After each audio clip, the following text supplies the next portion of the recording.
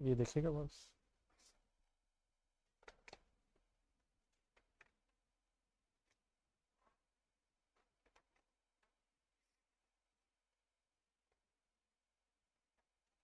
जी आपको कल एक छोटा सा होमवर्क दिया था, क्वेश्चन नंबर 2। तो टाइम मिला?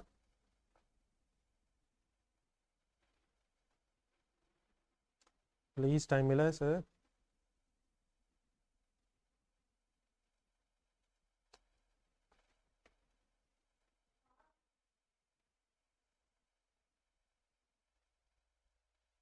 जी फिर डिस्कशन कर लें प्लीज़, अगर सबने मेजोरिटी ने कर ली है तो फिर एक दो बातें ज़रा मैंने आपसे डिस्कस करनी है। कर लें मेरा ख्याल डिस्कस।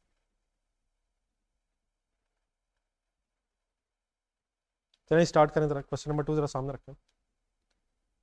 एक दो बातें ज़रा मैं पहले कर दूं, फिर उसके बाद अगर आपका कोई क्वेश्चन रह गया तो। ये एक मशीन थी जिसकी कैश वैल्यू दी हुई थी 2 lakh rupees, lease term 4 years थी, एनुअल इंस्टॉलमेंट्स थी। एरियर्स का बेटा मीनिंग होता है end of the period. Advance means beginning of the period और arrears means end of the period. Rates are 16%, installments annual थी। देन उसमें लीज की कमेंसमेंट डेट थी 1 मार्च, और डेफिनेटली अगर एरियर्स में है, एनुअली इन एरियर्स, तो फिर पहली इंस्टॉलमेंट जो है वो 28 फरवरी नेक्स्ट ईयर हो जाएगी। और देन उसने ये कहा था कि जो लेसी है उसका काउंटिंग ईयर 31 दिसंबर पे एंड हो रहा है। तो इसमें ज़रा थोड़े से ये इश्यूज थे कि 31 दिसंबर ईयर एंड है, और लीज का जो फर्स्ट ईयर है वो 28 फरवरी। मतलब इस बात का मेरी ये है, अब ये कुछ ज़रूरी नहीं है कि हमेशा लीज अकाउंटिंग पीरियड के स्टार्ट में ही हो, वो ड्यूरिंग द ईयर भी किसी डेट पे हो सकती है। मीन्स टू से अगर हम रिक्वायरमेंट में देखें तो जो हमारा ईयर एंड है 31 दिसंबर, इसका मतलब ये 1 जनवरी 2005 को ये ईयर स्टार्ट हुआ होगा, और 31 दिसंबर 2005 पर ये हमारा फर्स्ट अकाउंटिंग ईयर एंड हो रहा होगा।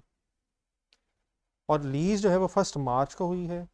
इसका मतलब ये हुआ कि जो एसेट है वो फिर फर्स्ट ईयर में पूरा साल यूज़ नहीं हुआ होगा, वो सिर्फ मार्च से दिसंबर मीन्स 10 मंथ्स तक यूज़ हुआ होगा। कॉन्सेप्ट सारा सेम नहीं था, लेकिन इसमें पहला प्रॉब्लम ये था कि लीज ईयर 1 मार्च से लेके 28 फरवरी तक है, लीज का जो साल है, और हमारा अकाउंटिंग ईयर 1 जनवरी से 31 दिसंबर तक है। जी यहाँ तक ये वाली बात समझ आ गई है?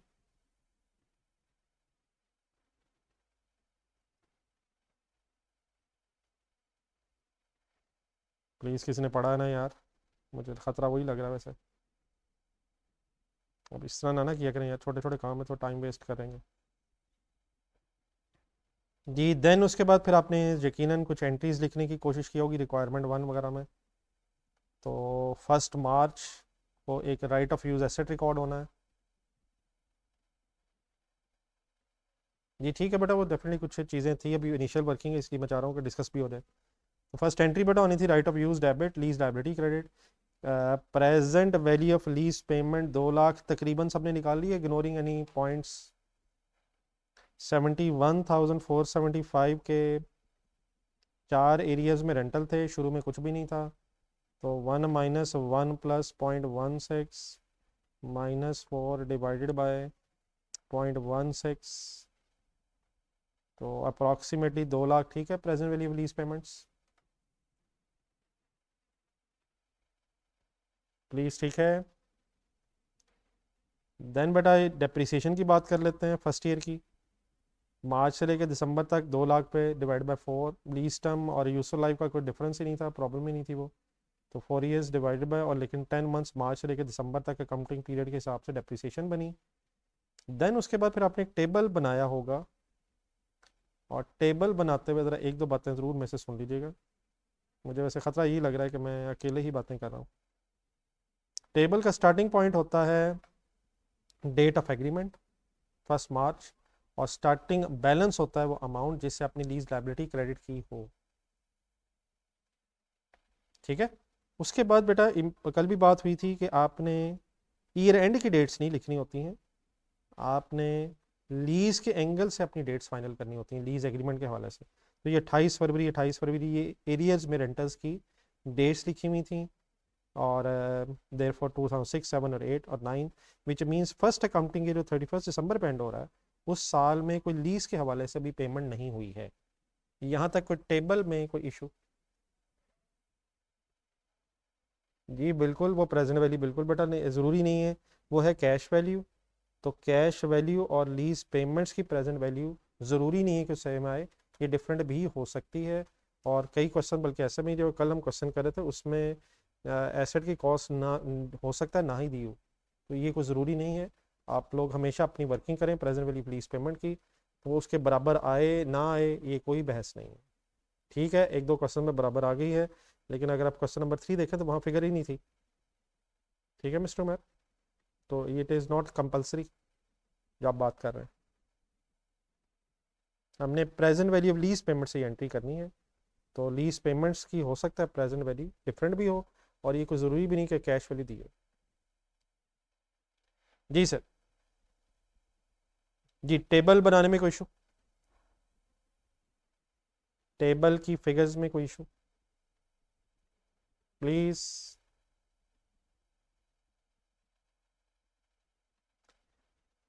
लेकिन देन बड़ा एक छोटी सी प्रॉब्लम, ये जो 32,000 रुपीज़ का इंटरेस्ट आया पहला 28 फरवरी 2006 पे, ये कब से कब तक का कैलकुलेट हुआ? ये टाइम बेसिस पे इंटरेस्ट होता है। ये 1 मार्च 2005 से लेके 28 फरवरी 2006 तक कैलकुलेट हुआ, एक साल का। तो ये जो 1 मार्च से लेकर 28 फरवरी तक का इंटरेस्ट है 32,000, ये डेफिनेटली सारा हमारा फर्स्ट अकाउंटिंग ईयर से रिलेटेड नहीं है। इसमें से जो 10 मंथ्स बनेंगे मार्च टू दिसंबर, वो हमारे 31 दिसंबर 2005 वाले साल से रिलेटेड है, और बाकी जो 2 महीने जनवरी फरवरी, ये फिर नेक्स्ट अकाउंटिंग ईयर का एक्सपेंस बनेगा। कल जो हम क्वेश्चन नंबर 3 कर रहे थे उसमें एनुअल इंस्टॉलमेंट्स और एग्रीमेंट क्योंकि पीरियड के स्टार्ट पे हुआ था, इसलिए जो सारा इंटरेस्ट नेक्स्ट ईयर पे हो रहा था वो हमारे रेलिवेंट ईयर का था सारा ही सारा, लेकिन पे नेक्स्ट ईयर हो रहा था। यहाँ पे होना है जब फर्स्ट रेंटल अगले साल, तो उसमें 10 महीनों का हमारा पे होना है और 2 महीनों का अगले साल का इंटरेस्ट पे होना है।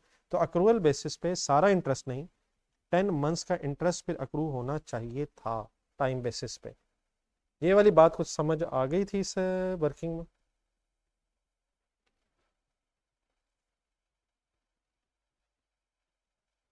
10 मंथ्स वाली बात ये ज़रा मेरे ख्याल में मैं ख़ास तौर पे इंटरेस्टेड था ज़रा इसकी डिस्कशन करते हुए कि ये वाली बात क्लियर हो गई है, तो अगर मुझे ज़रा रिस्पॉन्ड कर दिया जाए।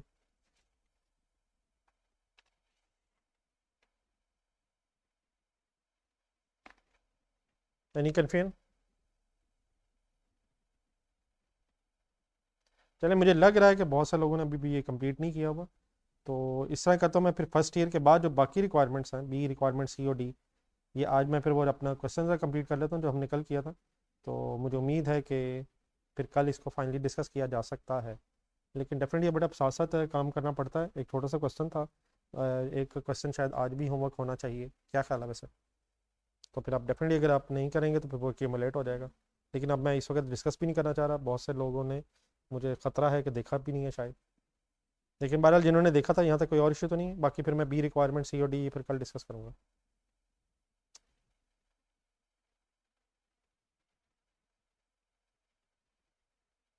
ये वो फिर मैं अभी डिस्कस कर लेता हूँ, फिर इसलिए कह रहा हूँ कल डिस्कस कर लूँगा। बी सी डी रिक्वायरमेंट फिर कल बात करते हैं। ठीक है, मैंने सिर्फ रिक्वायरमेंट एक ही हद तक तो इशू नहीं है प्लीज़ जी मिस्टर फराद एंड अदर्स। बाकी फिर ये आप आज मैं क्वेश्चन कंप्लीट करवाता हूँ, ये पहले क्वेश्चन नंबर 3 जो कर रहे थे, तो उसके बाद मेरा ख्याल है कि आप ज़्यादा बेहतर फिर दोबारा एफर्ट कर सकते हैं, फिर कल अगर ज़रूरत पड़ेगी तो डिस्कस कर लेंगे जी, फिर इंशाल्लाह कल डिस्कस कर लेते हैं। ठीक है जी प्लीज़। तो अभी मीनवाइल फिर आप क्वेश्चन नंबर 3 पे आ जाओ, और प्लीज़ जिन्होंने स्टार्ट ही नहीं किया ज़्यादती है इस तरह फिर ऐसी चीज़ें एक्यूमुलेट होकर पेंडिंग हो जाती हैं, तो कम अज़ कम अपने आप को प्लीज़ पढ़ाई के हवाले से मोटिवेट करें। ठीक है, तो इस वक्त फिर क्वेश्चन नंबर 3 पे वापस आ जाए और बता दें मुझे क्वेश्चन नंबर 3 हमारा कहाँ तक पहुँचा था, एक नज़र देख भी लें, और क्वेश्चन नंबर 3 में कोई इशू जहाँ तक किया था, अभी रिक्वायरमेंट ए ही शायद हो रही थी।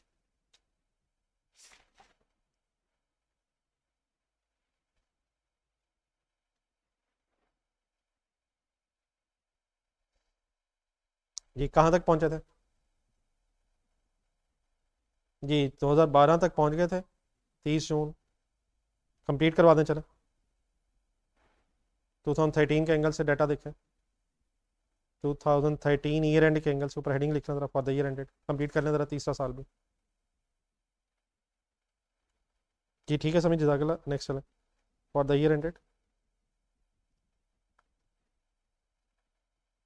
30 जून 2013। जी टेबल देखें, फर्स्ट डेट आ जाएगी 1 जुलाई 2012। एक रेंटल पे हो रहा है, लेकिन ज़रा कंसनट्रेट करें, ज़रा इंडिविजुअली लिखें ज़रा, ये कल बातें हो गई हैं। 1 जुलाई 2012 के रेंटल का ब्रेकअप है, कैश हो जाएगा 5.8 million, lease liability debit bye 4.13 million, और जो इंटरेस्ट है वो एक्सपेंस पिछले साल रिकॉर्ड हो गया था, तो पेमेंट करने से लाइबिलिटी कम हो जाएगी। याद आ गया please? Interest payable debit, lease liability debit and cash credit. आगे चलते जाएं, सेम चीज सेम थिंग्स रिपीट होंगी। 30 जून 2013 पे डेप्रिसिएशन रिकॉर्ड कर लें, मेथड स्ट्रेट लाइन ही चल रहा है।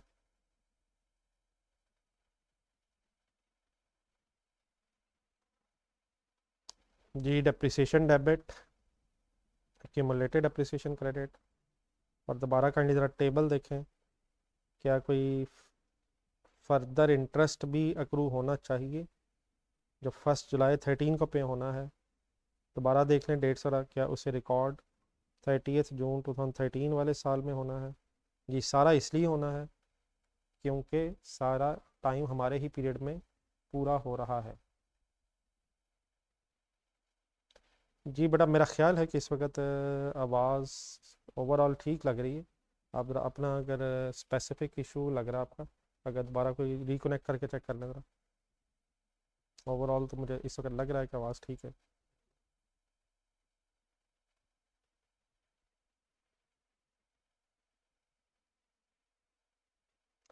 जी बेटा, फाइनली इंटरेस्ट अक्रू कर लें, इंटरेस्ट एक्सपेंस डेबिट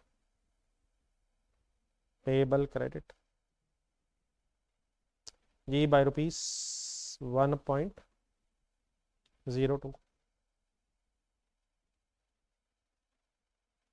ठीक है सर, आई थिंक यही 3 एंट्रीज बनती हैं।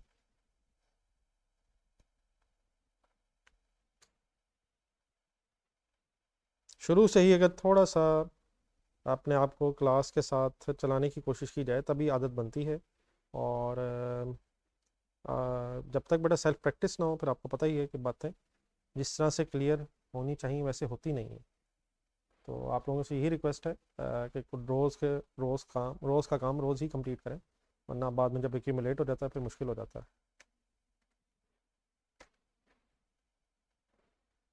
तो होपफुली नेक्स्ट जो है होमवर्क्स होंगे आप ज़रूर रोज़ का रोज़ करके आएंगे।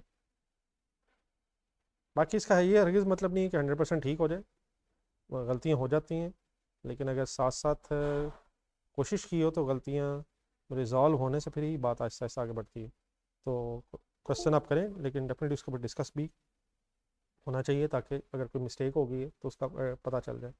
जी अभी हो गया जी, एंट्रीज पूरी होगी? जी प्लीज़, कोई लिख तो नहीं रहा?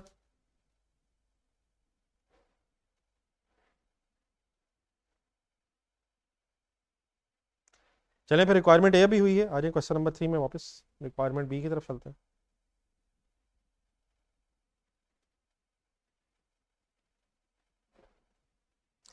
जी रिक्वायरमेंट बी, मेरे साथ साथ रहें। Prepare relevant extracts of statement of financial position and related notes to the financial statements for the year ended 30th June 2012 along with the comparatives। इस रिक्वायरमेंट बी को अगर देखा जाए तो बेटा, एक तो वो स्टेटमेंट ऑफ फाइनेंशियल पोजीशन के एक्सट्रैक्ट्स मांग रहा है 30 जून 2012 अलॉन्ग विद कंपैरेटिव्स, और साथ कुछ रिलेटेड नोट्स भी कह रहा है। जिस तरह IAS 16 जहन में लाया, IAS 16 में प्रॉपर्टी प्लांट इक्विपमेंट के डिस्क्लोजर्स होते थे, IAS 40 में इन्वेस्टमेंट प्रॉपर्टी वगैरह के डिस्क्लोजर्स होते थे। इसी तरह लीज के स्टैंडर्ड में लेसी ने अगर लीज हुई है तो कुछ डिस्क्लोजर्स देने होते हैं। तो ये रिलेटेड नोट्स वाली बात ज़रा मेरे लिए छोड़ें, इसको मैं खुद अभी डिस्कस करता हूँ। लेकिन आप पहले ज़रा statement of financial position extracts जो हैं 30 जून 2012 के विद कंपैरेटिव, ये ज़रा मेरे साथ बना लें। आ जाए।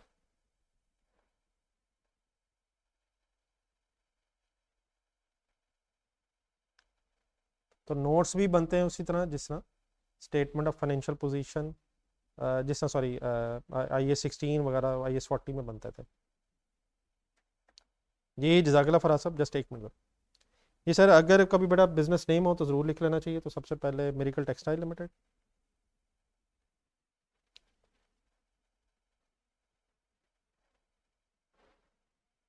सिर्फ स्टेटमेंट ऑफ फाइनेंशियल पोजीशन के एक्सट्रैक्ट्स कह रहा है, तो स्टेटमेंट ऑफ फाइनेंशियल पोजीशन से मिला है।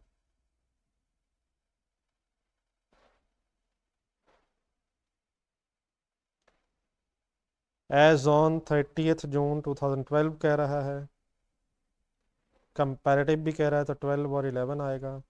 रुपीज़ इन थाउजेंड्स का decision, sorry rupees in millions चल रहे हैं हमारे।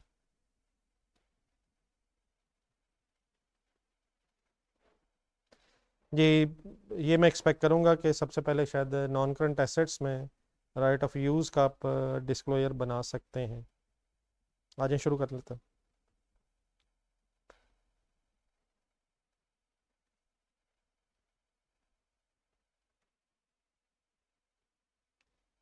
ये राइट ऑफ यूज़ मशीन है। 2011 वाले साल में पहली दफ़ा ये मशीन लीज पे 1 जुलाई 10 पे ली थी, और से डेट्स वगैरह देख लें दोबारा। तो इनिशियली इस मशीन को हमने 20 मिलियन पे डेबिट किया हुआ है, लेकिन इसमें से एक्यूमुलेटेड डेप्रिसिएशन 2011 तक 1 साल की और 12 तक फिर 2 सालों की एक्यूमुलेट हो जाएगी, विच मीन्स शायद 18 मिलियन एंड 16 मिलियन। ये फिगर्स फाइनल कर लें ज़रा, ये हमारी फाइनल कैरिंग अमाउंट बन जाएगी।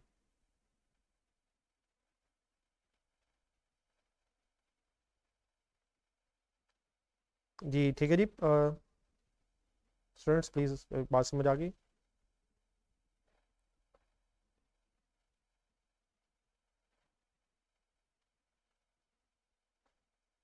नोट कर लिया हो यहाँ तक? नेक्स्ट हेडिंग लिखें।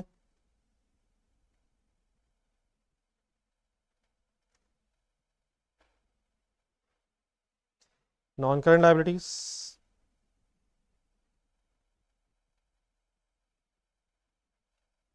And current liabilities. सबसे पहले लीज लायबिलिटी का डिसीजन लेना चाहिए, फिर अगर इंटरेस्ट वगैरह है कोई पेबल वगैरह उसका भी डिसीजन लेते हैं। तो ये वाला जो डिस्क्लोजर एक दफ़ा दोबारा में से सुन लें, फिर नेक्स्ट क्वेश्चन में कर लिया आपने इंडिविजुअली बनाने की कोशिश करनी है। तो एक लीज लायबिलिटी आनी है नॉन करंट पोर्शन में, और फिर करंट लायबिलिटीज़ में करंट पोर्शन ऑफ लीज है। हेडिंग्स अगर आपने लिखनी है तो लिख लें, लेकिन उसके बाद पहले मेरे साथ फिगर्स समझ लें। टेबल पे ग्रिप होनी चाहिए, टेबल में सब कुछ अवेलेबल है, और उसके बाद फिर आप ज़रूर लिख लीजिएगा, साथ साथ लिखने की बजाय पहले समझ लीजिएगा। जी हेडिंग्स अगर हो गई हैं तो प्लीज़ ज़रा मुझे थोड़ा सा बता दें।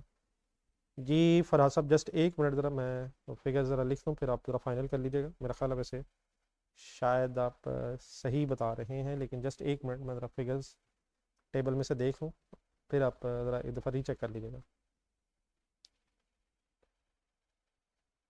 जी अब अपने सामने ये हेडिंग्स लिखने के बाद ज़रा टेबल में आ जाए ज़रा। ये जो फाइनेंस चार्ज एलोकेशन टेबल है, अब इस पे सही ग्रिप होनी चाहिए कि ये क्या बना हुआ है, कैसे बना हुआ है, हमने किस डेट की ढूंढनी है फिगर्स। ये सही तरह से ज़रा बात को समझने की अब फाइनल कोशिश कर लें, क्योंकि शायद लीज के क्वेश्चन में बार बार इसी टेबल ने यूज़ हो रहे होना है। जी बेटा अब लिखा क्या हुआ, ये टेबल पढ़े ज़रा। एक चीज़ ज़रा जहन में रखिएगा, ये जो टेबल है इस टेबल में एग्रीमेंट की एंगल से डेट्स लिखी होती हैं, लेकिन डेफिनेटली जब हम अकाउंटिंग कर रहे होते हैं तो वो अकाउंटिंग ईयर के एंगल से डिसाइड हो रहा होता है, विच मीन्स अब ज़रा ध्यान से स्टार्ट से शुरू करें। जब 1 जुलाई 2010 पे एग्रीमेंट हुआ था तो हमारा बैलेंस 20 मिलियन था, लेकिन पहले ही दिन 1 जुलाई 2010 पे 5.8 मिलियन की इनिशियल रेंटल की अमाउंट देने के बाद हमारा बैलेंस 14.2 मिलियन हो गया 1 जुलाई वाले दिन ही। नेक्स्ट उसके बाद जो रेंटल है वो 1 जुलाई 2011 है, जो 30 जून 11 के बाद आ रहा है। अब ईयर एंड हमारा 30 जून 11, विच मीन्स जो सेकंड रेंटल है ये 30 जून 2011 तक पे नहीं हुआ होगा। इस रेंटल के पे होने के बाद यकीनन क्लोजिंग बैलेंस 108 मीन्स 10.83 रह जाएगा। लेकिन अगर हम ये सोचें कि हम 30 जून 2011 पे खड़े हैं, 30 जून 2011 पे खड़े हैं, तो ये फर्स्ट रेंटल तो पे हो गया होगा, लेकिन अभी ये नेक्स्ट रेंटल की डेट नहीं आई, विच मीन्स हमारा क्लोजिंग बैलेंस फिलहाल वही होगा 30 जून 2011 वाले दिन जो 1 जुलाई 10 पे हो था। 1 जुलाई 10 से लेके 1 जुलाई 10 से लेके 30 जून 11 तक हमारी को फर्दर रेंटल की पेमेंट नहीं हुई। इट मीन्स यही 10.2 मिलियन हमारा क्लोजिंग बैलेंस एज ऑन 30 जून 2011 होगा। पहला स्टेप ये होता है कि आप क्लोजिंग बैलेंस ढूंढ लें 30 जून 2011 का। जी 14.2 is the closing balance of 30 June 2011। Please इस बात में कोई confusion?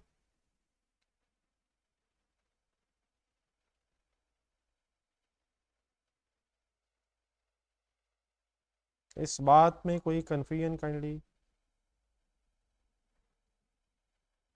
I need your response please.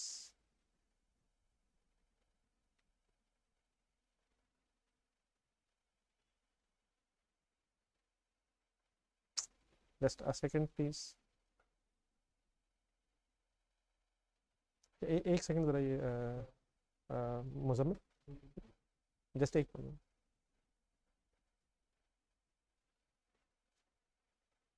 ये कुछ लोग वो ज़रा थंब से भी बताते होते हैं, तो वो अब नीचे चला गया ज़रा, मुझे नज़र नहीं आ रहा।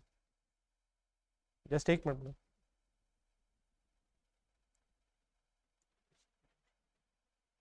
इधर आ रहा है, थोड़ा सा नज़र आया था मुझे। जी, इसके नीचे।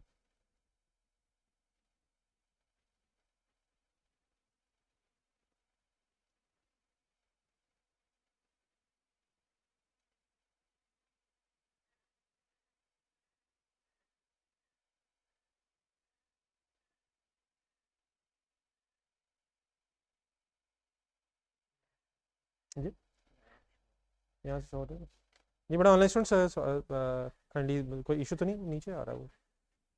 चलो ठीक है, अब यहाँ से कम से कम नज़र तो आ रहा है। हाँ ठीक जी। पहला स्टेप बस, ठीक है मेरा ख्याल है, फिर कुछ और ना हो जाए। जी बेटा, फर्स्ट स्टेप फिर ये होता है जब आपने ये करंट पोर्शन और नॉन करंट पोर्शन का डिसीजन लेना है, इसमें पहला स्टेप ये होता है कि आप क्लोजिंग बैलेंस आइडेंटिफाई कर लें। तो क्लोजिंग बैलेंस अगर आइडेंटिफाई हो जाए तो उसके बाद फिर कोई इशू नहीं है, उस क्लोजिंग बैलेंस को सामने रखें और उससे जो अगले साल का प्रिंसिपल है वो फिर करंट लायबिलिटी हो जाएगा, और जो उससे अगले साल के प्रिंसिपल्स हैं वो फिर नॉन करंट लायबिलिटी हो जाएंगे, जिनका टोटल ऑटोमेटिकली आपको टेबल में करंट पोर्शन के सामने बैलेंस के कॉलम में से मिल जाया करेगा। अगर चेक करना है तो एक दफ़ा ज़रूर दोबारा चेक कर लें कि क्या ये अगली तीन का टोटल तकरीबन वही बन रहा है, लेकिन बार बार इसको चेक करने की ज़रूरत नहीं है, ये टेबल बना ही इस तरह से हुआ है कि करंट पोर्शन के सामने नॉन करंट लायबिलिटी आ जाएगी। स्टेप वन इज़ पहले पहले क्लोजिंग बैलेंस ढूंढना है। क्लोजिंग बैलेंस सामने रख के नेक्स्ट 12 मंथ्स करंट लायबिलिटी, और आफ्टर 12 मंथ्स फिर नॉन करंट लायबिलिटी की फिगर आ जाएगी। जी मेरी पूरी बात अब सबको समझ आ गई? और अगर अब इन फिगर्स को अपने एक्सट्रैक्ट्स में लिख ले जाए, ये 2011 के एंगल से बात हुई है, 2011 के एंगल से, तो which means 3.57 is the current portion and 10.63 is the non-current portion.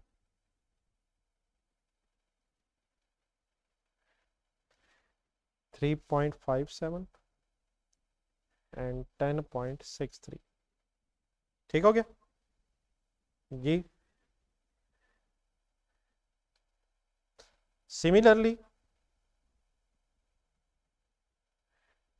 2000 30 जून 2012 के एंगल से अगर सोचें तो what is the first step? First of all please closing balance identify करें।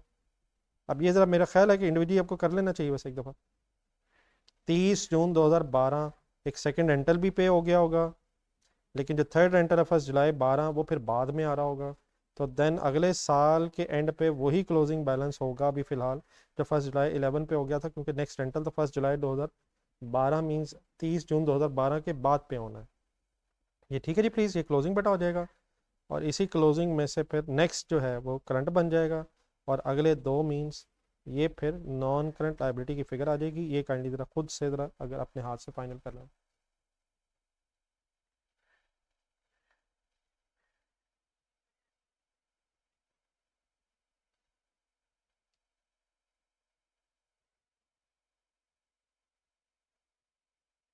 ठीक है जी, समझ आ गया? प्लीज़ प्रेजेंट करके इसे फाइनल करें कंपैरेटिव। करंट पोर्शन बन रहा है 4.13 एंड नॉन करंट बन रहा है 6.5। तो तरीका समझ आ गया प्लीज़ सबको? सबसे पहले क्लोजिंग ढूंढना है और से डेट्स देखें, ईयर एंड के साथ लिंक करें, फिर क्लोजिंग के बाद करंट पोर्शन ढूंढें नेक्स्ट 12 मंथ्स वाला, और फिर आफ्टर 12 मंथ्स वाला नॉन करंट लाइबिलिटी की अमाउंट की फिगर आपके सामने आ जाएगी। कंक्लूड कर लें ज़रा, अपनी एंट्रीज वगैरह देखें, क्या कोई इंटरेस्ट पेएबल भी है ईयर एंड्स पे 11 और 12 के एंड पे? वो फिगर आपको एंट्रीज में मिल जाएंगी। 2011 के एंड पे कितना पेएबल था? 2.23, एंड 12 के एंड पे 1.67 शायद पेएबल था। ठीक है, और करंट लाइबिलिटीज़ में से क्यों लिख रहा हूँ? क्योंकि इसने नेक्स्ट 12 मंथ्स में इसने पे ऑफ हो जाना है। समझ आ जाएगा प्लीज़? ये मिल गया एक इंटरेस्ट पेएबल, ये तो आपकी एंट्रीज में है 2011 और 12 की एंट्रीज में। एक्सपेंस आना है या पेएबल आना है? एक्सपेंस प्रॉफिट एंड लॉस का पार्ट है, और जब पेएबल है वो आपकी लाइबिलिटीज़ में अपीयर हो जाएगा। Any confusion finally?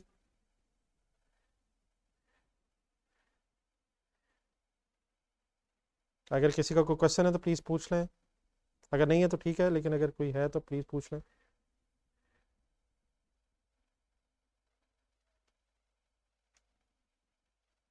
चलें फिर आगे चलें।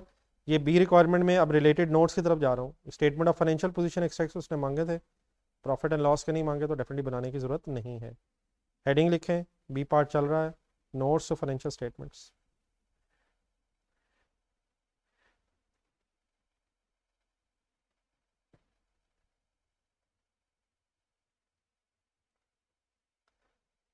और for the year ended notes for the year ended है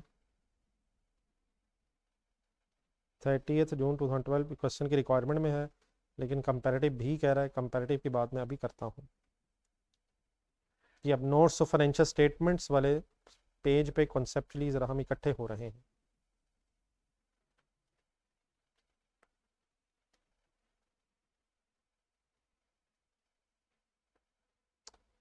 जी आजे पहले ज़रा नोट्स का ज़रा कॉन्सेप्ट, जिस तरह IAS 16 ज़रा जहन में लाएं जी। IAS 16 नोट्स अगर आ जाए IAS 16 के प्रॉपर्टी प्लांट इक्विपमेंट पे, तो क्या क्या बनाते हैं? स्केड्यूल बनाते हैं, ठीक है। अगर एसेट रिवैल्यू हो जाए तो name of revaluer, date of revaluation, carrying amount at cost model, surplus में चेंज इफ एनी, इस तरह की चीज़ें ढूंढते हैं। इसी तरह अगर IFRS 16 है, लीज है, लेसी है, तो पहले अपने क्वेश्चन नंबर 3 जहाँ लिखा हुआ था उसके नीचे एक नोट की हेडिंग है। अगर एग्जामिनर हमसे लीज के क्वेश्चन में, लेसी के लीज के क्वेश्चन में नोट्स मांग ले, तो फिर हमने क्या क्या बनाना है, आए पहले ज़रा वर्ड्स पढ़ लें और फिर उसको एक्सप्लेन करता हूँ मैं कि कैसे बनाया जाता है, लिख के ज़रा। If notes are required in case of lease, मतलब हर सवाल में ये नहीं बनना है। अब इस सवाल में क्योंकि रिलेटेड नोट्स लिखा हुआ है, तो फिर हमने अब ये कैसे बनाने, ये बहस हो रही है। Lessee will disclose the leased asset. सबसे पहले तो leased asset means right of use की बात हो रही है। फर्स्ट एंट्री जेन में लाएं तो right of use asset debit है, लीज लाइबिलिटी क्रेडिट है। तो एक तो राइट ऑफ यूज़ एसेट का उसी तरह एक डिस्क्लोजर बनना है जिस तरह IAS 16 में बनता है, मीन स्केड्यूल बनना है, वो भी मैं बना के दिखाता हूँ, बल्कि आपको याद करवाता हूँ, बल्कि आप मुझे याद करवाएंगे इंशाल्लाह। तो सबसे पहले तो ये राइट ऑफ यूज़ एसेट का एक स्केड्यूल बनना है नोट्स में। उसी तरह ग्रॉस कैरिंग अमाउंट, एक और चीज़ बोलें आगे ज़रा, एक्यूमुलेटेड अप्रिसिएशन, आगे ओपनिंग कैरिंग अमाउंट, फिर एडिशंस वगैरह वगैरह वगैरह। तो ये सारी बहस अभी करते हैं। तो पहली चीज़ राइट ऑफ यूज़ एसेट का स्केड्यूल उसी तरह बनना है जिस तरह IAS 16 में बनता है। जी समी ठीक कह रहे हैं। एज वेल एज फिर एक नई चीज़, बल्कि उसको अगर नंबरिंग कर ली जाए तो पहला काम राइट ऑफ यूज़ एसेट का डिस्क्लोजर। दूसरी चीज़ एक मेच्योरिटी एनालिसिस है। इसका क्या वर्ड्स का मीनिंग ये भी मैं अभी बताता हूँ, लेकिन लीज लाइबिलिटी का एक मेच्योरिटी एनालिसिस होता है एज पर IFRS 16, जो इस स्टैंडर्ड के मुताबिक है। ये कैसे बनता है और इसमें कैसे फिगर्स लिखी जाती हैं, ये मैं अभी समझाता हूँ। तो ये नंबर 2 कर लें। तो number 1 right of use asset का स्केड्यूल, वो वही पुराना है। Number 2 maturity analysis of lease liability, ये नई चीज़ है, ये इंशाल्लाह अभी मैं डिस्कस करता हूँ। और एक नंबर 2 पॉइंट में भी कुछ लिखा हुआ है। इन एडिशन फिर एक narrative information about the lease. Narrative information का मतलब है ज़रा इंग्लिश में सॉर्ट ऑफ एक आप कह लें पैराग्राफ सॉर्ट ऑफ लिखना है कि ये जो लीज की टर्म्स एंड कंडीशंस हैं ये हमने शेयर होल्डर्स को बतानी है। देखिए कंपनी के मैनेजमेंट को तो पता है कि एग्रीमेंट में टर्म्स एंड कंडीशंस क्या हैं, रेंटल्स कब हैं, एडवांस में है, एरियर्स में है, इंटरेस्ट रेट क्या है, परचेज ऑप्शन है या नहीं है, ये हमें तो पता है कि एग्रीमेंट में लिखा हुआ है, लेकिन ये इन्फॉर्मेशन शेयर होल्डर्स को भी देनी है। तो इंग्लिश में सॉर्ट ऑफ एक पैराग्राफ बना के जो इन्फॉर्मेशन क्वेश्चन में दी जाती है उसे हम रिटर्न फॉर्म में भी डिस्क्लोजर जब ये 2 बना लेंगे उसके बाद लिख देंगे। नंबर 3 जो लिखा हुआ है वो इस वक्त रेलिवेंट नहीं है। तो पॉइंट नंबर 1 एंड 2 में जो डिस्क्लोजर्स हैं वो हम अभी अप्लाई करते हैं। तो ये बेसिकली सॉर्ट ऑफ 3 हो सकते हैं अगर हम थोड़ा सा गिनने की कोशिश करें। सबसे पहले राइट ऑफ यूज़ एसेट का स्केड्यूल हो जाएगा। नंबर 2 लीज लायबिलिटी का एक मैच्योरिटी एनालिसिस हो जाएगा। और नंबर 3 फिर ये एक रिटर्न इन नरेटिव फॉर्म में एक पैराग्राफ हो जाएगा जिसमें हम लीज की इन्फॉर्मेशन दे देंगे। और डेफिनेटली ये इन्फॉर्मेशन हमें क्वेश्चन से ढूंढनी है कि लीज टर्म 4 साल है, इंस्टॉलमेंट क्या है, रेट क्या है, और at the end of the lease term कोई परचेज ऑप्शन है या नहीं है। ये अभी मैं इंशाल्लाह आपको लिख के दिखाता हूँ। तो बात मेरी यहाँ तक रीजनेबली समझ आ गई है। बाकी आए मैं अप्लाई करके दिखाता हूँ।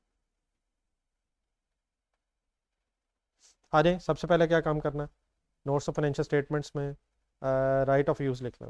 राइट ऑफ यूज़ मशीन, या बल्कि sorry right of use machine से पहले एक हेडिंग बना लें। उसी तरह प्रॉपर्टी प्लांट एंड इक्विपमेंट।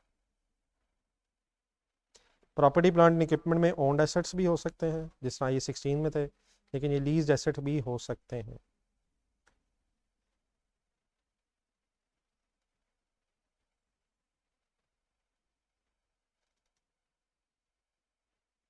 ये न्यू पेज से अगर आपने शुरू करना है तो वो तो यहाँ से शुरू करना था ना, नोट्स।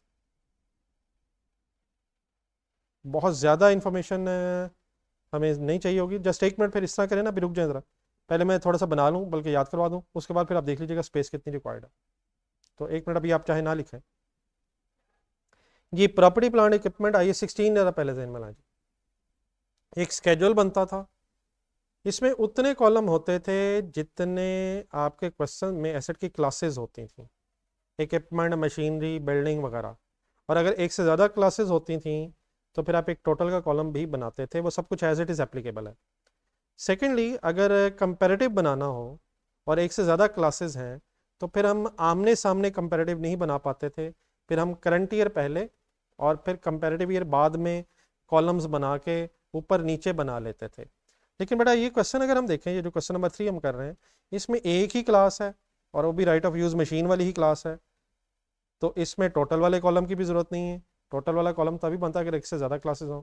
तो इस केस में शायद हमें कोई टाइम वेस्ट करने की ज़रूरत नहीं है, हम सिर्फ राइट ऑफ यूज़ मशीन लिख सकते हैं। और रादर देन के ऊपर नीचे अलहदा अलहदा हम हेडिंग्स लिख के कॉलम्स बनाएं। हम कंपैरेटिव भी आमने सामने बना सकते हैं, करंट ईयर और कंपैरेटिव ईयर।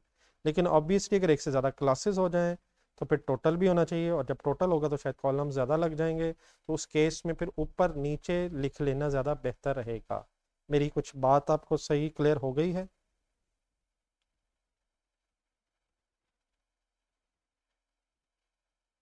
कुछ याद दहानी हो गई है? देन बट आप डेफिनेटली इसके नीचे हमें कुछ जिस तरह फरहान फरहाद शायद कुछ अभी स्पेस की बात करें, इसके नीचे डेफिनेटली हमें कुछ लाइन्स चाहिए, वही हेडिंग्स हैं। Gross carrying amount, accumulated appreciation, opening carrying amount, prediction, disposal, चाहे सब कुछ एप्लीकेबल तो उससे नहीं है, लेकिन फिर भी कुछ ना कुछ हेडिंग्स हम लिख लेंगे ताकि ज़रा रिवाइज हो जाए चीज़ें। तो अब आपको तकरीबन मेरे ख्याल हाफ पेज तो यहाँ रिक्वायर्ड होगा।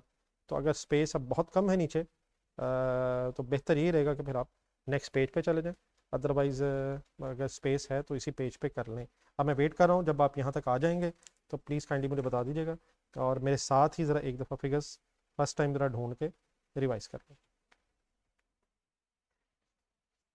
की वेटिंग फ्रॉम योर साइड। जब आप यहाँ तक बना लेंगे तो मुझे बताना है काइंडली।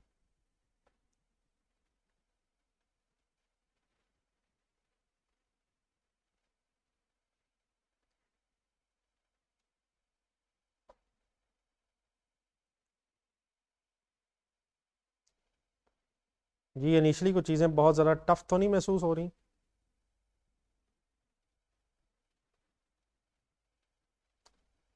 नहीं तो यकीनन है, लेकिन कोई मुश्किल वाली बात तो नहीं है प्लीज़। मेन चीज़ वही है बेटा, साथ साथ चलें, क्लास में पढ़ें, घर में रिवाइज़ करें।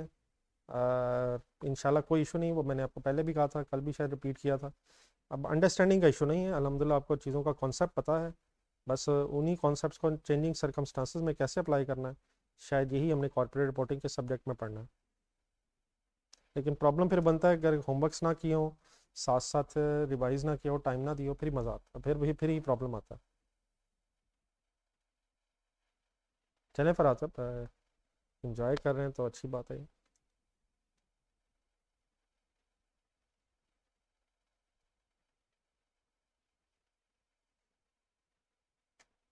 ये एक्स्ट्रा क्लास मेरे ख्याल चलें इस हफ्ते में अभी बहस रहने देते हैं, इंशाल्लाह नेक्स्ट वीक से फिर एक एक्स्ट्रा क्लास, वो मेरे ख्याल आपके स्केड्यूल में भी लिखी हुई है, लिखी होती है मतलब है, ये से नहीं लिखी हुई वो जो टाइम बच्चों के साथ वो जो पेज शेयर हुआ था, लिखी होगी वो, हाँ वही लिखी हुई है, हाँ CPR पे।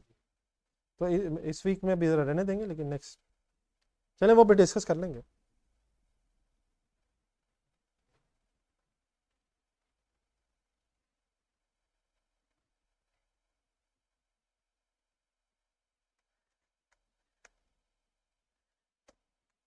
कोई नहीं फराज साहब, आप ज़्यादा हैरान ना हो, इंशाल्लाह कुछ करते हैं, आप टेंशन ना लें। कोई पढ़ाई में आपका हर्ज इंशाल्लाह मेरी वजह से नहीं होगा।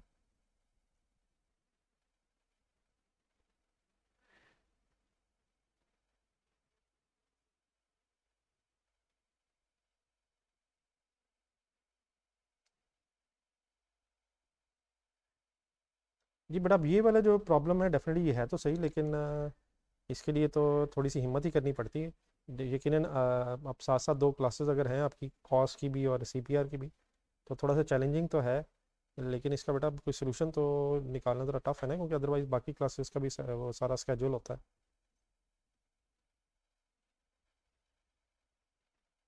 जी इंशाल्लाह ताला कोशिश तो यही है, लेकिन बहरहाल इस दफ़ा ज़रा थोड़ी सी टाइम लिमिटेशन है, तो उसमें इंशाल्लाह ट्राई तो यही है, बाकी एक दो दिन प्लस माइनस मेरा ख्याल है चलता ही है।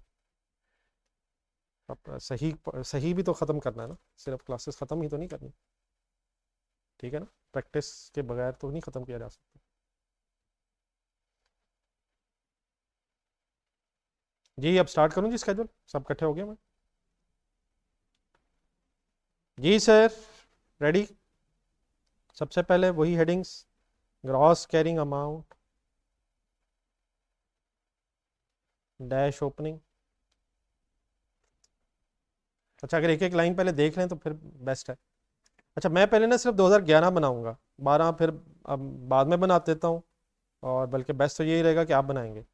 अब फुल कंसंट्रेट आपने करना है 2011 के एंगल से, अपनी डेट्स वगैरह देखनी है, एक स्केड्यूल देखना है, एंट्रीज देखनी है, देख लें।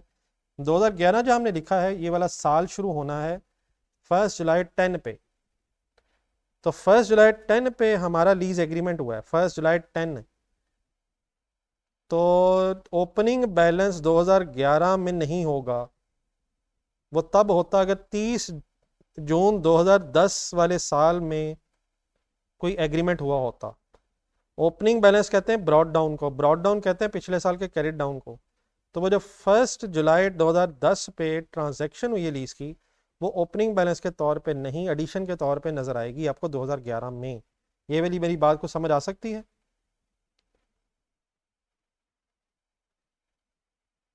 डेट चेकिंग और से, ये जो 2011 लिखा हुआ है, ये स्टार्टिंग पॉइंट क्या है इस 2011 का? 30 जून 2011 है, तो स्टार्टिंग पॉइंट होगा 1 जुलाई 2011, सॉरी 1 जुलाई 2010। और 1 जुलाई 2010 पे कोई ब्रॉड डाउन बैलेंस नहीं है, वो 1 जुलाई 2010 पे ट्रांजेक्शन है। तो डैश लगा रहा हूँ, एनी कन्फ्यूजन?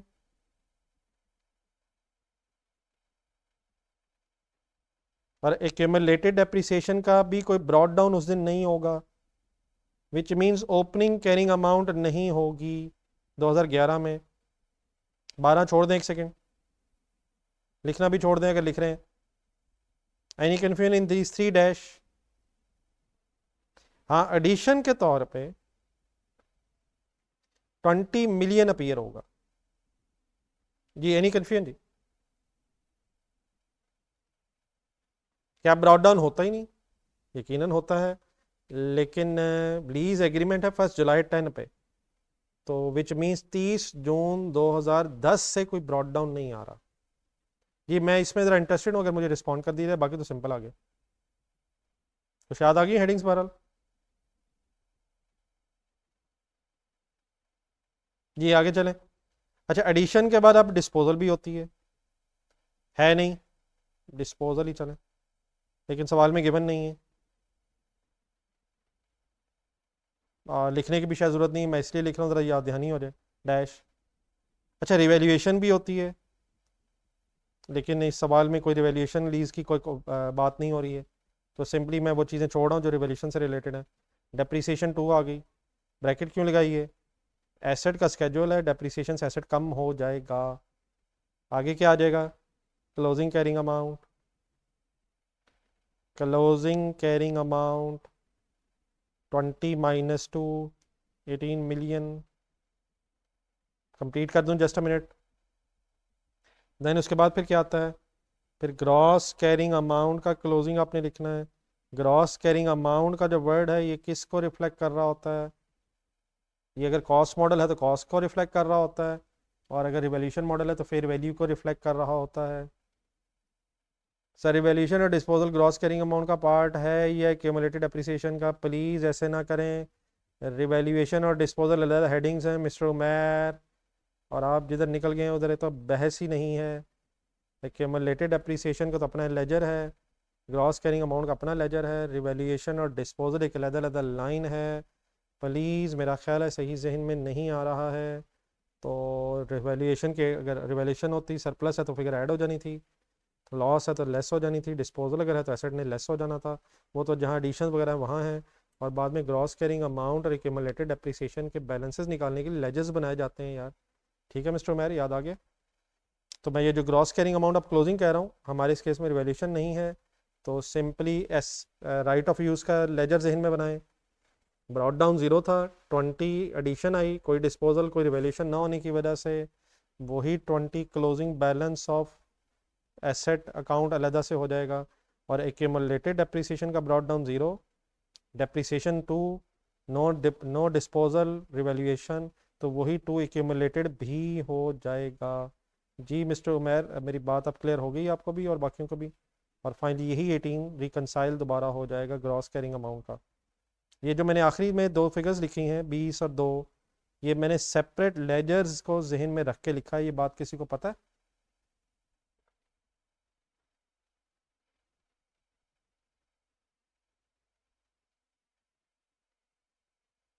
जी, एनी कन्फ्यूजन? अब मेरी ये एक्सपेक्टेशन है कि आप ज़रा 2012 ज़रा इंडिविजुअली सोचें ज़रा, प्लीज़। सब कुछ याद आ गया?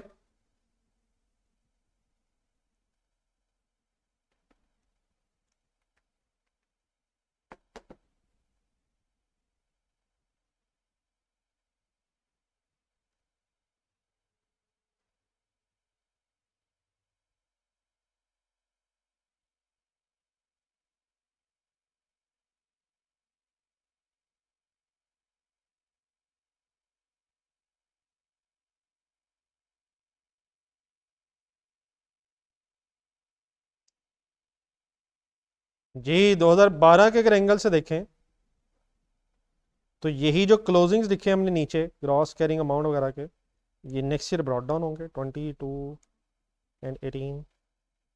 अब इस साल एडिशन में कुछ नहीं आएगा, डिस्पोजल भी कुछ नहीं है, डेप्रीसिएशन इस साल की फिर 2 है, तो 18 माइनस 2 16 है। लेकिन ग्रॉस कैरिंग अमाउंट मीन्स अलहदा लेजर अभी भी 20 पे होगा और एक्यूमुलेटेड, लेकिन अब क्लोजिंग 4 हो चुकी होगी। जी आई होप कि बहुत टफ नहीं है, कुछ जहन में आ गया होगा। आपने तो अल्हम्दुलिल्लाह बड़े बड़े स्केड्यूल पहले बनाए हुए हैं डिफरेंट सिचुएशंस।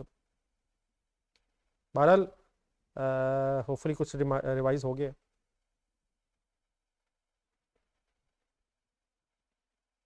तो what is the first disclosure जो लीज में लेसी ने देना होता है? That disclosure is please right of use का डिस्क्लोजर, और कंपैरेटिव क्योंकि उसने मांगा हुआ था इसलिए साथ हमने कंपैरेटिव प्रेजेंट कर दिया है। क्या आप नहीं कर रहे बल्कि आप ले नहीं रहे क्लास? नहीं कल परसों मैंने कहा शायद आप क्लास ले रहे थे। नहीं आपका पास है? अच्छा नहीं नहीं आप लिख रहे थे ना, मैंने कहा शायद आप ले रहे हैं क्लास। है ना, ठीक है आप रिलैक्स करना चाहें, मैंने कहा ये बेटा हो गया जी।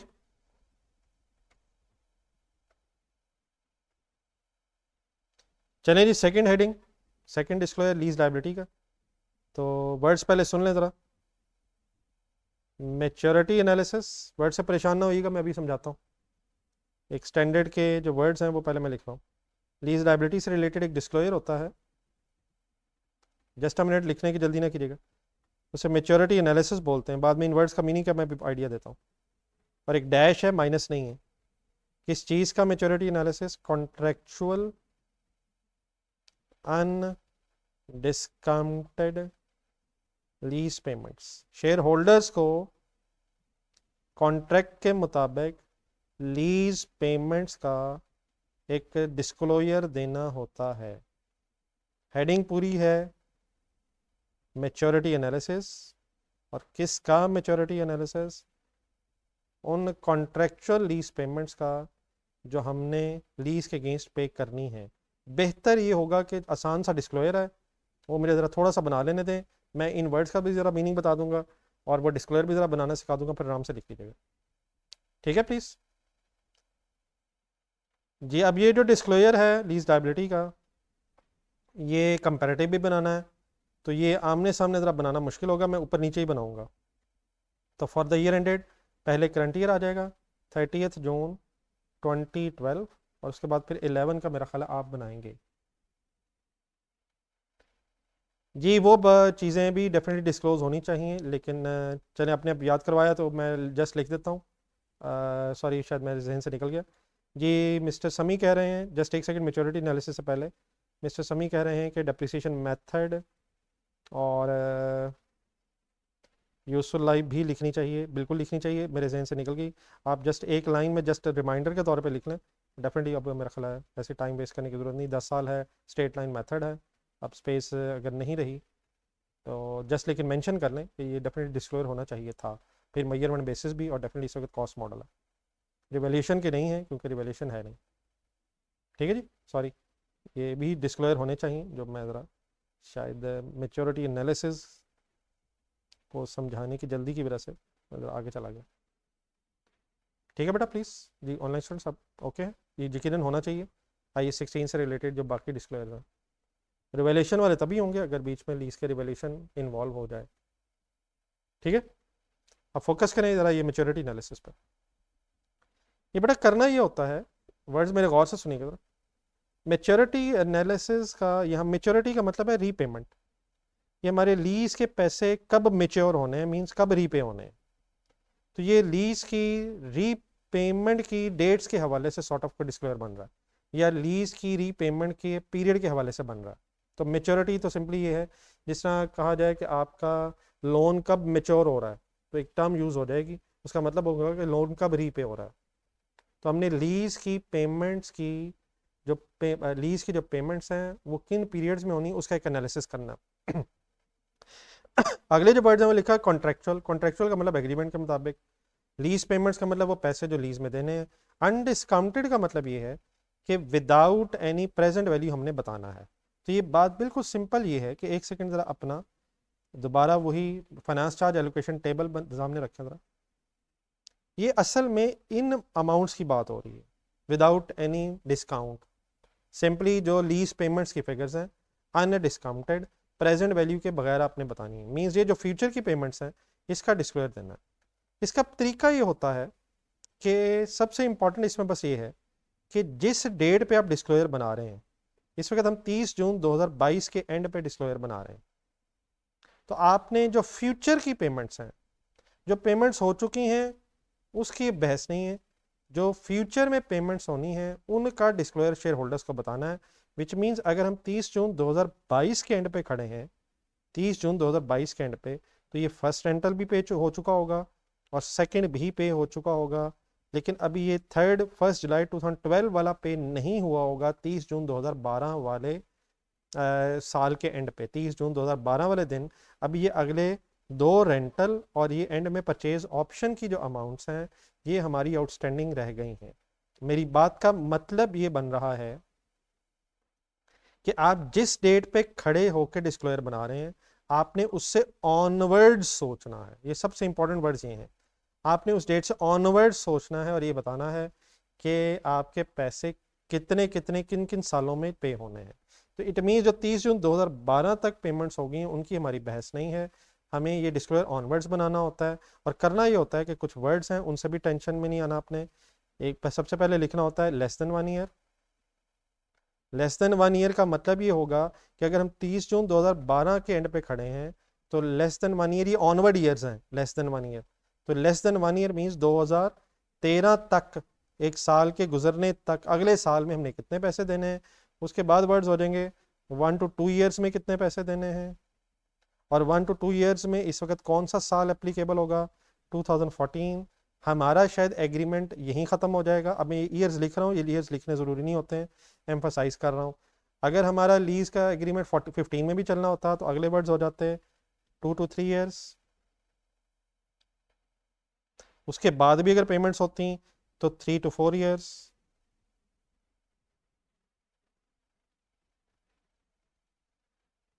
फिर अगर उसके बाद भी होती 4 to 5 ईयर्स। कंसंट्रेट एक मिनट, जस्ट मिनट बात पूरी कर लेने दीजिएगा। और अगर 5 ईयर्स के बाद भी कोई लीज एग्रीमेंट लेंथी है, लंबा है, तो उसके बाद भी इंस्टॉलमेंट्स हो सकती हैं, लेकिन उसके बाद फिर 5 to 6 ईयर्स वगैरह लिखना की ज़रूरत नहीं होती है। सिंपली इसको आप मोर देन 5 ईयर्स में, मसलन 6 year, 7th year, 8th year वगैरह वगैरह में जितनी अमाउंट्स होंगी उन्हें इकट्ठा प्रेजेंट किया जा सकता है मोर देन 5 ईयर्स की हेडिंग में। Let me please once again specify, हम जिस ईयर के एंड पे खड़े हैं उससे ऑनवर्ड्स ईयर्स की हेडिंग्स इसी तरह होंगी, लेकिन ये कोई ज़रूरी नहीं है कि हमेशा 2013, 14, 15 ही हो। फॉर एग्जांपल लेट्स अज्यूम अगर आप ये डिस्क्लोजर 11 के एंड पे खड़े होकर बना रहे हैं तो लेस देन 1 ईयर में 2012 वाला साल आ जाएगा, 2013 वाला साल 1 to 3 ईयर्स में, एंड सो ऑन होता जाएगा। अगर आप 2024 के एंड पे खड़े हैं तो लेस देन 1 ईयर में 2025 और 1 to 2 ईयर्स में 2026 वाला साल आता जाएगा, फॉल कर जाएगा। तो सबसे अहम बात, सबसे इंपॉर्टेंट चीज़ कि आप जिस डेट पे खड़े हैं उस डेट से ऑनवर्ड्स आपने ये स्केड्यूल कंप्लीट करना है इन हेडिंग्स में। जी अब मुझे बता दें, अकॉर्डिंग टू दिस 30 जून 2012 के एंड में मैं खड़ा हूँ, तो मेरी ये बात कुछ समझ आ रही है। और ऑब्वियसली जो मैंने अगली हेडिंग्स लिखी हैं ये हर सवाल में लिखना ज़रूरी नहीं है, अगर फिगर्स ही नहीं है तो इनको स्पेसिफाई करने की ज़रूरत नहीं है। ये बात यहाँ तक क्लियर हो गई है। बाकी भी मैं ज़रा अमाउंट्स लिख दूँ, फिर आप अमाउंट्स जब फाइनल कर लेंगे फिर आप एक दफ़ा ही नोट कर लीजिएगा।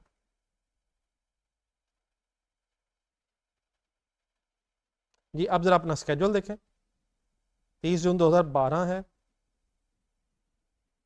तो 2013 में ये 5.8 मिलियन का रेंटल है, सिंपली अपने रेंटल उठाने हैं।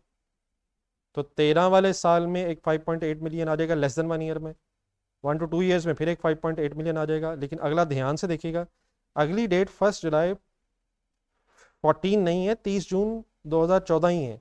तो ये जो दो अमाउंट्स हैं ये शायद 2014 वाले साल में, एक साल के शुरू में है, 14 वाले साल के और एंड में है, तो इन्हें कंबाइन करके लिख देंगे। बात कुछ मेरी समझ आई है? 13 वाली इंस्टॉलमेंट 5.8 मिलियन आ जाएगी लेस देन 1 ईयर में, और 14 वाली इंस्टॉलमेंट और 14 के एंड पे जो 2 मिलियन है 2014 के एंड पे, ये 2014 1 to 2 ईयर्स में इकट्ठा लिखा जा सकता है। कुछ बात अब फाइनल हो गई है, 5.8 मिलियन यहाँ आ जाएगा और 14 में 5.8 मिलियन और +2 टोटल 7.8 मिलियन हो जाएगा। बाद में हमारा एग्रीमेंट ही ख़त्म हो जाना है, तो उसके बाद अगले डैश ही हैं और लिखने की भी ज़रूरत नहीं है। टोटल ये शायद 13 पॉइंट या 14 पॉइंट समथिंग बन जाएगा टोटल, फिर आप बता दीजिएगा ज़रा। 13.6 शायद। जी पूरा आप स्केड्यूल समझ आ गया, पूरा ये टेबल समझ आ गया कैसे बनाया मैंने। तो अगर एक से ज़्यादा अमाउंट्स होंगी किसी साल में तो ऑब्वियसली प्लस करके लिख लेंगे। और फाइनली ये जो 13.6 मिलियन है इसकी फिर इसका एक नाम रख लेते हैं, this is total undiscounted lease payments. लिखने की जल्दी ना कीजिएगा, मुझे पहले ये बता दें कि अगर कोई अंडरस्टैंडिंग का प्रॉब्लम है तो वो मैं ज़रा डिस्कस करना चाह रहा हूँ। सबसे पहले जिस डेट पे आप खड़े हैं उससे ऑनवर्ड सोचना है, ऑनवर्ड्स अगला साल लेस देन 1 ईयर है, उससे अगला साल 1 to 2 ईयर्स है एंड सो ऑन। और अगर किसी साल में एक से ज़्यादा अमाउंट्स इकट्ठी हो रही हैं तो आपने उनको सिंपली ऐड अप करके रिस्पेक्टिवली लिख देना है। जी प्लीज़ एनी कन्फ्यूजन अब नोट भी कर लें, और मेरी अगर किसी बात में कन्फ्यूजन रह गई है अंडरस्टैंडिंग के हवाले से तो वो बता दें।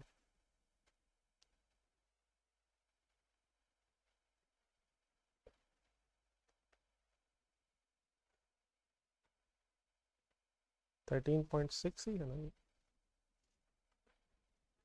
ये मुकम्मल तरह चेक करना।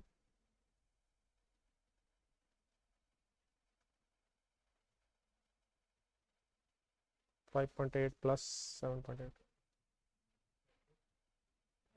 ये 1 to 2 ईयर्स का बेटा मतलब है, ये सब में शॉर्ट वर्ड्स हैं। 1 to 2 ईयर्स का मतलब इस तरह से हो जाएगा, after 1 year but up to 2 years, एक साल बाद लेकिन दूसरे साल तक। लेकिन ये सारा 2012 के एंड पे खड़े होकर सोचना हमने, ठीक है फंसी।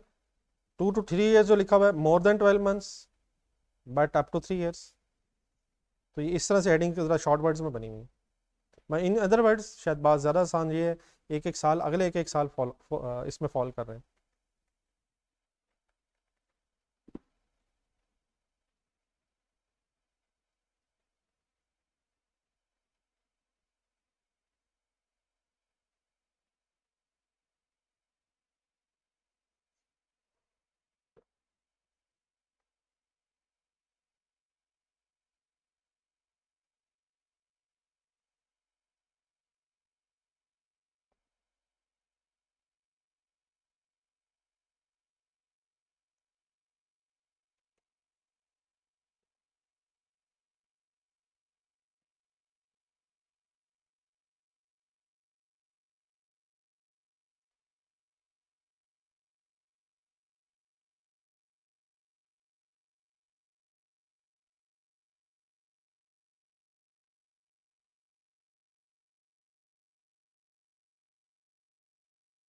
जी नोट कर लेंगे तो प्लीज़ बताइए।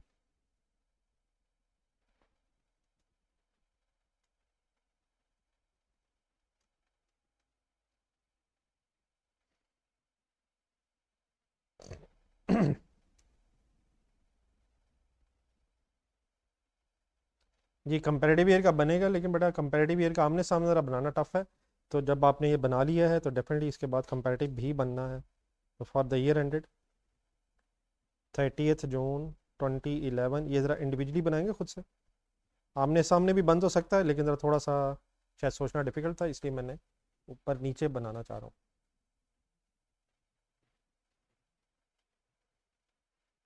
जी अपने अंडरस्टैंडिंग के लिए इनिशियली आप ईयर ज़रूर लिख सकते हैं, इसमें कोई हर्ज वाली बात नहीं है, लेकिन कंपलसरी नहीं है। बहरहाल फ़िलहाल अभी फर्स्ट है तो मेरा ख्याल लिख लेना चाहिए,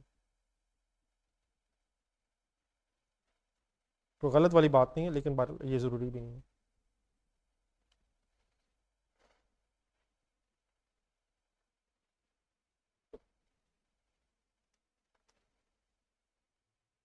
अब आप सिर्फ वही रेलिवेंट हेडिंग्स लिखिएगा जिनकी ज़रूरत है।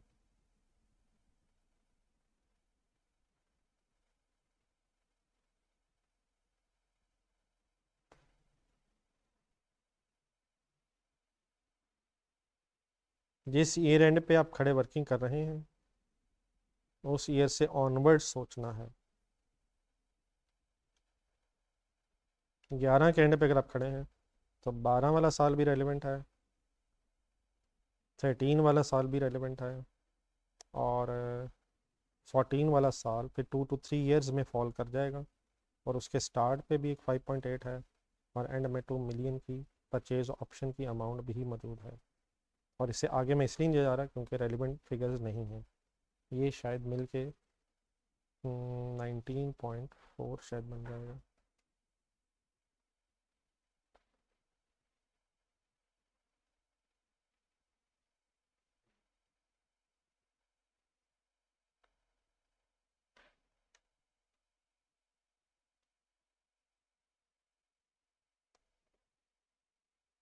जी, एनी प्रॉब्लम फाइनली बना लिया करेंगे, बना लिया करेंगे। तब मेरे ख्याल में सबसे इंपॉर्टेंट वर्ड वही है, स्केड्यूल सामने रखा जाए और ऑनवर्ड्स, ऑनवर्ड्स सोचना है।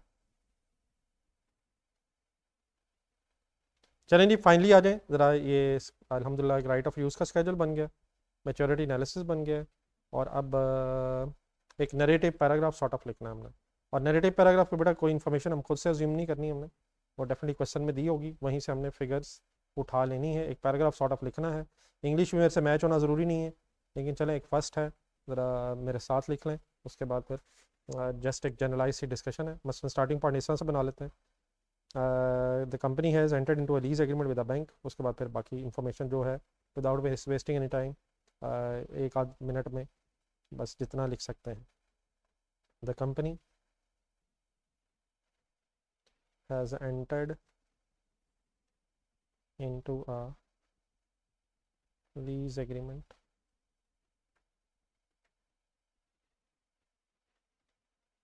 with a bank. Interest rate is, या इंटरेस्ट रेट से पहले चलो, बहरहाल इसमें तरतीब भी आगे पीछे हो जाए तो खैर है। There are, sorry there are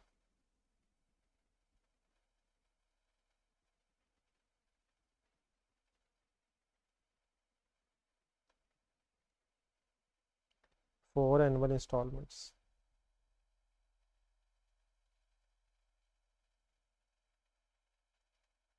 of rupees 5.8 million payable annually in advance.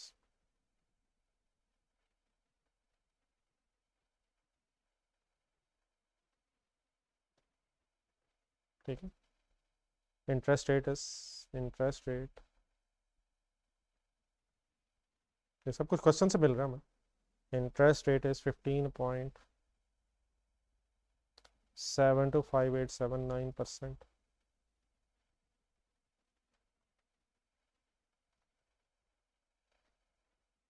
Then finally purchase option की बात कर लेते हैं। There is a purchase option amounting to rupees, there is reasonably certain,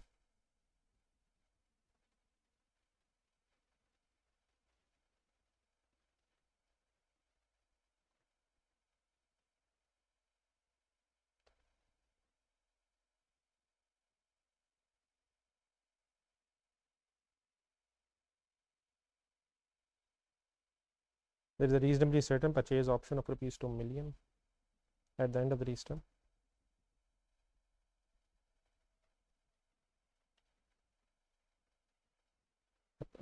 approximately बस ये चीज़ें काफ़ी हैं।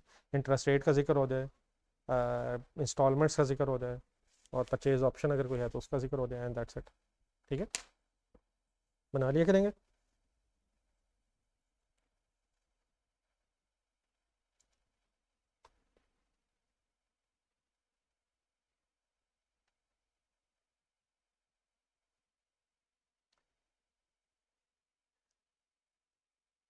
ये अगर कंप्लीट हो गया तो प्लीज़ ज़रा बता दीजिएगा। Any confusion?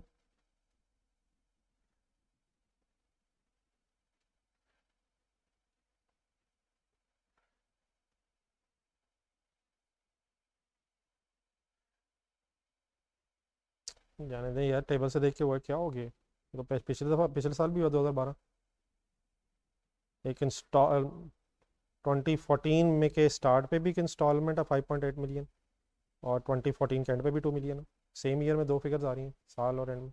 ठीक है सब फंसी प्लीज़ यार, टू लेट यार, तो लिखे हुए भी इतना अर्सा हो गया। ठीक है जी फंसी,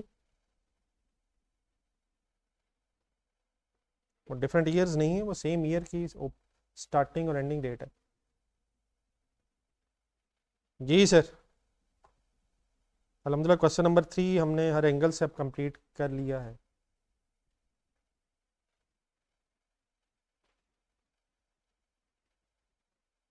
नहीं उसके जिक्र नहीं, उसके उसका वो डिस्क्लोजर ज़रूरी नहीं है। असल में ये जो डिस्क्लोजर है तो स्पेसिफाइड होते हैं ना स्टैंडर्ड में, तो अब हमारी ऑप्शन कितने पे है बस वो हमने स्पेसिफाई करनी है। ठीक है तला, तो उसकी ज़रूरत नहीं है जी। देन आ जाए क्वेश्चन नंबर 4 पे। ये ठीक है जी, तला चलें आगे।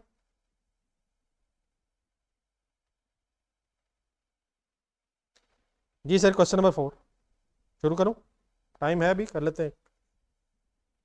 बल्कि ये वाला शायद तो होमवर्क होना चाहिए, पढ़ लें जी ज़रा मेरे साथ, फिर डिसाइड करते हैं। A lease was signed on 1st April 2014 for 5 years. Annual rentals payable at the beginning of each year. 5,000 useful life of equipment was 8 years. And interest rate implicit in the lease was 25%. Fair value of the equipment was, the lease contains a purchase option to be exercised at 700. It is reasonably certain that the option will be exercised by the lessee. Year end is 31st December. ये तो मेरा ख्याल question individually करना चाहिए आपको, requirement पढ़ें जरा एक मिनट। लीज अमोर्टाइजेशन स्केड्यूल एक वर्ड लिखा हुआ है, ये सिंपली एक और नाम है आप कह लें फाइनेंस चार्ज एलोकेशन टेबल का। तो अगर अमोर्टाइजेशन, ये amortisation table schedule simply means finance charge allocation table है, उसके लिए आपको प्रेजेंट वैल्यू लीज पेमेंट की जरूरत पड़ेगी। देन फिर एक्सट्रैक्ट्स मांग रहा है आपसे स्टेटमेंट ऑफ फाइनेंशियल पोजीशन के लेसी के 31 दिसंबर 2014 के, कंपैरेटिव कोई नहीं मांग रहा, देयरफॉर बनाना नहीं है। अच्छा अब उसने एंट्रीज नहीं मांगी, लेकिन क्या मैं ये अज्यूम करूँ कि अगर ज़रूरत पड़े तो आप एंट्रीज खुद करके ये वर्किंग कर सकते हैं? जी सर, अगर फॉर एग्जांपल एंट्रीज नहीं मांग रहा तो आप वर्किंग में एंट्रीज कर सकते हैं और अकॉर्डिंगली फिगर्स प्लेस कर सकते हैं। देन कहता है also prepare a disclosure of lease in notes to financial statements for the year ended 31 December 2014। अब लीज का डिस्क्लोजर आपसे मांग रहा है, तो अगर लीज के डिस्क्लोजर्स मांगे तो आप कौन सी 3 चीज़ें बताएंगे उसे? प्लीज़ कौन सी 3 चीज़ें? स्केड्यूल बनाएंगे, ठीक है, मैच्योरिटी एनालिसिस बनाएंगे, और डिस्क्लोजर में एक तीसरी चीज़ नरेटिव पैराग्राफ लिखेंगे। तो मेरा ख्याल है चलें ये क्वेश्चन आपको इंडिविजुअली करना चाहिए, इसको होमवर्क रखें ज़रा, प्लीज़ कर लेंगे यार, कल की तरह आज तो नहीं परफॉर्म करेंगे अब, लेकिन आप जिन हजरात का क्वेश्चन नंबर 2 थोड़ा सा रहता है वो भी कंप्लीट करें, आज लगाएं ज़रा थोड़ा सा टाइम। ठीक है, अब ये ना हो कि कल फिर वही वन साइडेड डिस्कशन हो रही हो। इसमें एक आध चीज़ मैंने बल्कि पूछनी है, शायद कोई ख़ास इशू नहीं है, लेकिन एक आध चीज़ मैंने फिर पूछनी है आपसे, ताकि मुझे पता चल जाए कि आपने सही तरह फाइनल किया या नहीं। तो इसको ज़रा होमवर्क रख लें, हम ज़रा क्वेश्चन नंबर 5 पे चलते हैं, प्लीज़ हो जाएगा।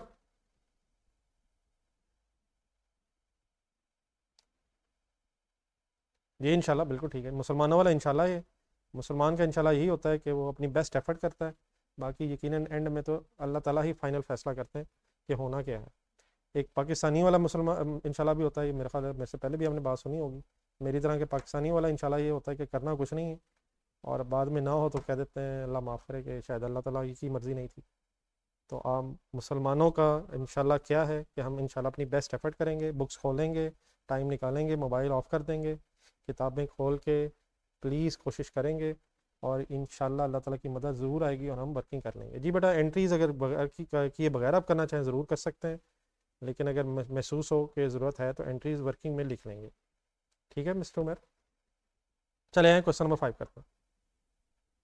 कंपलसरी नहीं है, वर्किंग तो आपकी बेटा अपनी होती है, वर्किंग में आप जो करना चाहें, लेकिन अगर कहीं ज़रूरत पड़े तो वर्किंग में एंट्रीज की जा सकती हैं।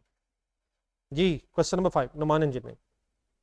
Numan engineering limited entered into a lease arrangement for which following information is available.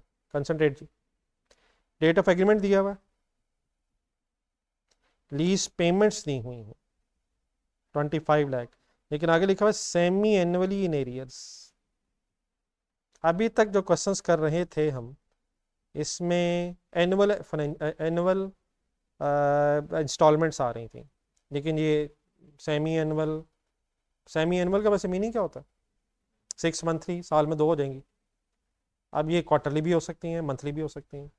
तो अगर ये लेस देन 1 ईयर की इंस्टॉलमेंट्स हैं तो हमारी वर्किंग में क्या चेंज आएगा? कोई ख़ास नहीं, बस ये क्वेश्चन शायद इसीलिए करवा रहा हूँ कि ज़रा आइडिया हो जाए। लेकिन सेमी एनुअली इन एरियर लिखा हुआ है, और सेमी एनुअली इन एरियर का मतलब हो जाएगा हर 6 महीने बाद, लेकिन ये सेमी एनुअली इन एडवांस भी हो सकता है। अगर मैं एज इट इज़ इसे देखूँ तो एग्रीमेंट की डेट है 1 जुलाई 9 और सेमी एनुअली इन एरियर है। आप बताएंगे ज़रा पहली इंस्टॉलमेंट की डेट कौन सी होगी? ज़रा अगर आप बताएंगे तो ज़रा मुझे समझ आ जाएगा कि आप क्या सोच रहे हैं, और अगर कोई मिस्टेक है तो मैं ठीक कर लेता हूँ। सेमी एनुअली इन एरियर्स जी, पार्टिसिपेट करें जी काइंडली, सॉरी थोड़ा सा लिख के बताना पड़ना आपको जी। ठीक है, जो 2 मेरे सामने रिस्पॉन्स आए हैं, लेकिन 2 तो बहुत कम है, प्लीज़ बहुत कम है रिस्पॉन्स, सब लोग प्लीज़। नहीं बेटा 1 जनवरी नहीं होगा, एरियर्स है मिस्टर हमजा, अमीर हमजा। 1 जनवरी शायद, 1 जनवरी सही नहीं है, एरियर्स है एंड ऑफ द पीरियड। तो अगर एंड ऑफ द पीरियड है तो 31 दिसंबर 9 और नेक्स्ट हो जाएगी 30 जून 2010। अगर ये फॉर एग्जांपल होता ना सेमी एनुअली इन एडवांस, पहली हो जानी थी 1 जुलाई पे और 2009 पे, तो अगली हो जानी थी 1 जनवरी 2010 पे, तो वो एडवांस के एंगल से फिर हो जाना था। ठीक है mister Talha and mister Amir Hamza, इस केस में 31 दिसंबर 2009, अगली इंस्टॉलमेंट हो जाएगी 30 जून 2010 एंड सो ऑन। ठीक है, आप दो ने जो 1 जनवरी का था वो भी पॉसिबल है, लेकिन वो तभी शायद अगर बिगिनिंग ऑफ द पीरियड हो जाए। क्लियर है? इनकी मिस्टेक है, ओके है जी। आगे फिलहाल चलें, फिर कहता है यूजफुल लाइफ 8 साल है। Interest rate implicit in the lease, छुपा हुआ रेट कैलकुलेट हुआ हुआ है, वो उसने बताया हुआ है 13.71% और P stands for per annum है। Interest rate by default per annum ही होता है, अनलेस इंडिकेट हो जाएगा ये पर मंथ है, पर क्वार्टर है, वगैरह वगैरह। लीज टर्म 6 साल है, तो अगर लीज टर्म 6 साल है तो इसका मतलब सेमी एनुअल इंस्टॉलमेंट्स होने की वजह से टोटल 12 इंस्टॉलमेंट्स हो जाएंगी। ये 12 वाली बात समझ आ जाएगी, 12 सेमी एनुअल 6 साल।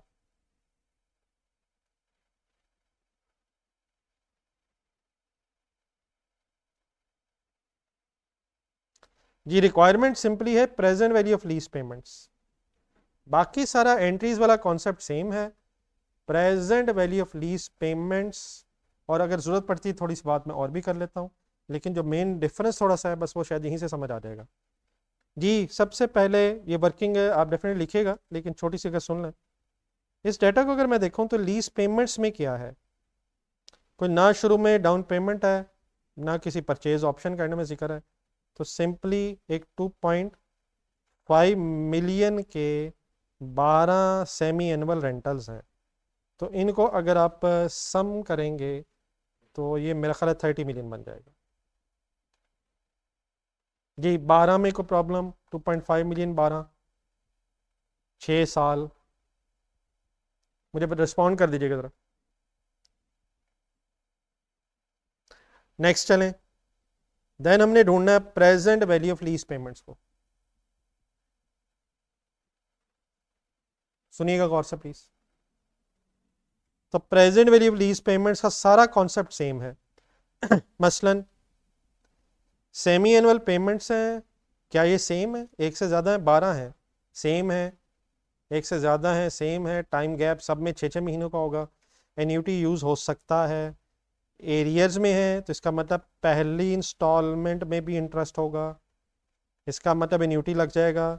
एक इंस्टॉलमेंट की मैंने अमाउंट उठाई, एन्यूटी का फार्मूला है 1 - 1 प्लस जी। रेट पे अब आए, अब रेट बेटा पर एनम है, तो पहला प्रॉब्लम, अगर तो रेट पर एनम है, इंस्टॉलमेंट सपोज अगर तो एनुअल इंस्टॉलमेंट है तो रेट पर एनम ही होना चाहिए, फिर तो कोई प्रॉब्लम नहीं है। लेकिन अगर सेमी एनुअल इंस्टॉलमेंट है तो रेट को फिर हम सेमी एनुअल में कन्वर्ट कर लेंगे, कैसे? 13.731 मल्टीप्लाइड बाय 6/12 कहना है तो वो कह सकते हैं, या सिंपली डिवाइड बाय 2 भी हो जाएगा, 6 मंथली है। तो अगर पहला डिफरेंस क्या आया, अगर एनुअल है इंस्टॉलमेंट्स तो रेट भी पर एनम ही होगा, लेकिन अगर इंस्टॉलमेंट सेमी एनुअल हो जाए तो रेट को फिर आपने सेमी एनुअल में कन्वर्ट कर लेना है। ये रेट मेरा ख्याल है तकरीबन 6.85 समथिंग हो जाएगा, 6.8655 हो जाएगा, परसेंटेज में है। अगर फॉर एग्जांपल ये मंथली इंस्टॉलमेंट्स होती हैं तो डिवाइड बाय 12 हो जाता, क्वार्टरली होती हैं तो डिवाइड बाय 4 हो जाता। तो first what is the first problem जिसको रिजॉल्व किया हमने, सेमी एनुअल इंस्टॉलमेंट्स हैं तो रेट को सेमी एनुअल बना लें, और जब आप लिखेंगे तो डेफिनेटली सॉल्व करके लिखेंगे। 6.8655 को जब मैं सॉल्व करूंगा तो ये 0.8655 हो जाएगा। यहाँ तक बात समझ आ गई है प्लीज़? और जो एन होता है नंबर ऑफ पीरियड्स है, एनुअल है तो साल होंगे, और अगर सेमी एनुअल है तो -12 इंस्टॉलमेंट्स हो जाएंगी, डिवाइडेड बाय 0.068655 हो जाएगा। यहाँ तक बात मेरी प्लीज़ समझ आ गई है? आई नीड रिस्पॉन्ड, आंसर आप ज़रूर बताइएगा, लिख भी लीजिएगा, लेकिन काइंडली पहले मुझे ज़रा रिस्पॉन्ड कर दें please please sir, please please please. एक आखिरी चीज़ मुझसे सुन लें जो यहाँ एप्लीकेबल तो नहीं है लेकिन जस्ट क्लियर हो जाएगा कॉन्सेप्ट, फिर आप लिख लीजिएगा। अगर फॉर एग्जांपल ये सेमी एनुअली इन एडवांस होता तो पहली इंस्टॉलमेंट अलहदा हो जाती है 2.5 की, बाकी फिर 11 रह जाती, और 11 अगर रह जाती तो फिर जहाँ -12 हुआ है वहाँ -11 हो जाता, every other thing remain same. अब आप लिख लें और मुझे फिर present value of lease payment का फाइनल आंसर भी काइंडली बता दें। आप जरा काइंडली सॉल्व करके मुझे बता देंगे? ठीक ठीक ठीक ठीक जी, ऑनलाइन स्टूडेंट्स काइंडली नोट भी कर लें और मुझे फिर फाइनल आंसर भी ज़रा बता दें, मुझे समझ आ जाए ज़रा कि आपकी वर्किंग सही होगी या नहीं।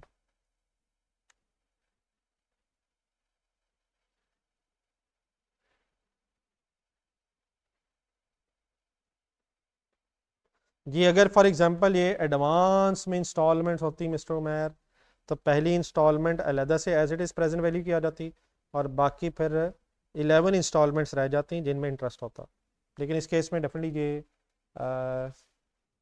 एरियर्स में है इसलिए -12 हो रहा है। ठीक है उमैर जी, सभी आपकी वर्किंग ठीक नहीं है यार, ये तो बहुत कम 3.63 तो नहीं है यार, प्लीज़ वर्किंग रीचेक करें।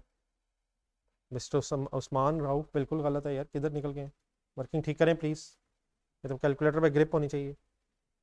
जी 19.9999 को गेम जा रही है शायद, होपफुली कोई मुझे 12 भी बता सकता है।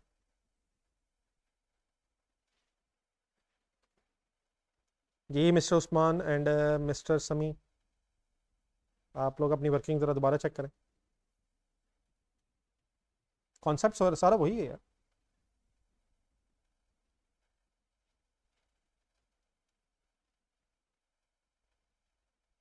जी अप्रॉक्सीमेटली 20 मिलियन चलेगा, 19.99983 समथिंग को अगर राउंड ऑफ कर दिया जाए।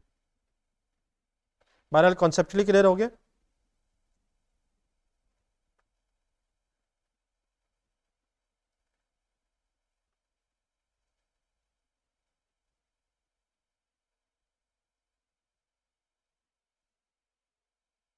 जी नोट हो गया यहाँ तक? अच्छा, क्वेश्चन की रिक्वायरमेंट तो बस प्रेजेंटली लीज पेमेंट ही है, लेकिन ज़रा थोड़ा सा टेबल, ताकि ज़रा थोड़ी जो नई चीज़ है वो ज़रा आपके सामने आ जाए। एक हेडिंग लिखें, फाइनेंस चार्ट टेबल। एक दो इंस्टॉलमेंट्स की वर्किंग कम से कम कर लें, वरना तो 12 आएंगी वैसे, 12 इंस्टॉलमेंट्स, लेकिन वो कैसे लिखी जाएंगी ज़रा छोटी सी एक वर्किंग कर लें, फाइनेंस चार्ट टेबल बना लें यहाँ से। Date, rentals,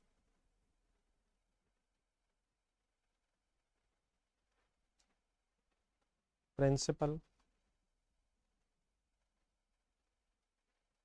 interest and balance.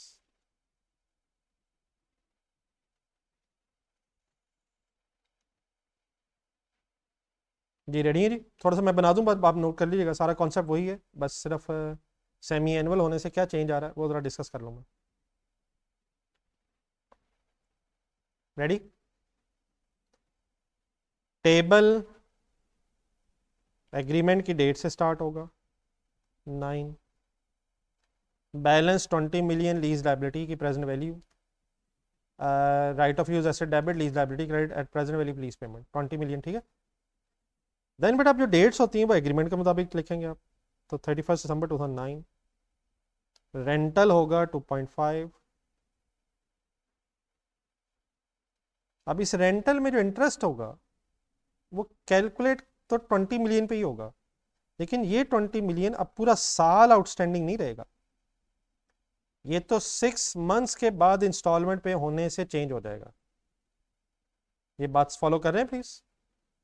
तो देयरफॉर अब जो रेट है 20 मिलियन पे वो डेफिनेट इंटरेस्ट रेट लगेगा 13.731%, लेकिन फिर वो मल्टीप्लाइड बाय 6/12 भी होगा। अब 6 मंथली इंटरेस्ट इसलिए कैलकुलेट होगा क्योंकि आउटस्टैंडिंग बैलेंस 6 महीने बाद बदल जाएगा। हाँ, जो मैंने 6/12 की है इसकी जगह अब वो जो हमने सॉल्व कर लिया था डिवाइड बाय 2 करके 6 मंथली रेट, उसको भी यूज कर सकते हैं। ये वाली बात मेरी समझ आ जाएगी प्लीज।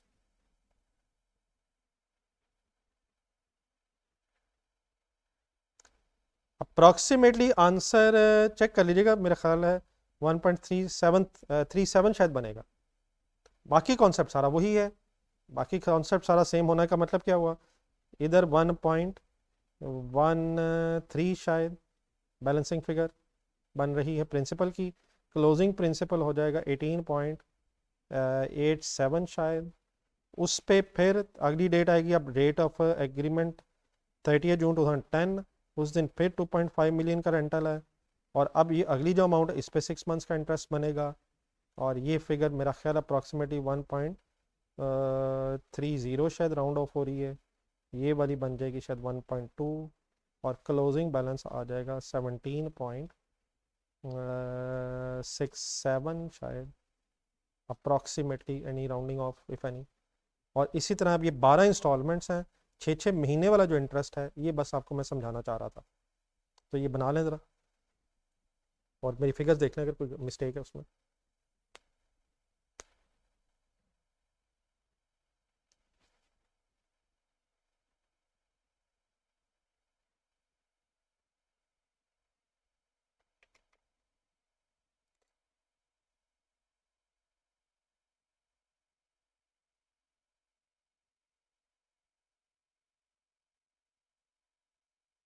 जी फॉलो कर लिए सबने?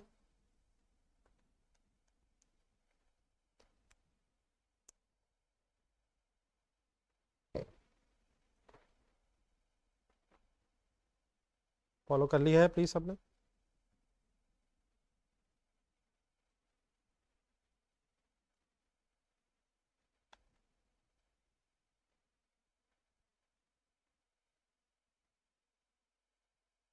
Any confusion?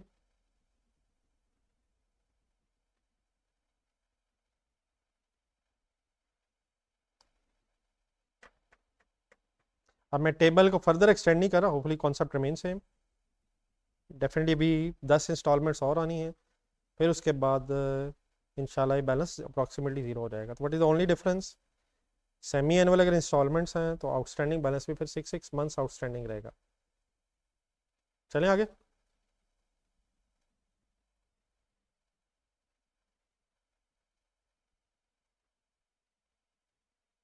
देन बेटा अब रिक्वायर्ड तो नहीं है, सिर्फ प्रेजेंट वैल्यू रिक्वायर्ड थी, लेकिन अगर 1 साल की एंट्रीज लिख लें for the year ended, general entries for the year ended, just एक ज़रा कॉन्सेप्ट ज़रा क्लियर हो जाएगा। डेप्रिसिएशन की तरह बात भी कर लेते हैं। General entries for the year ended,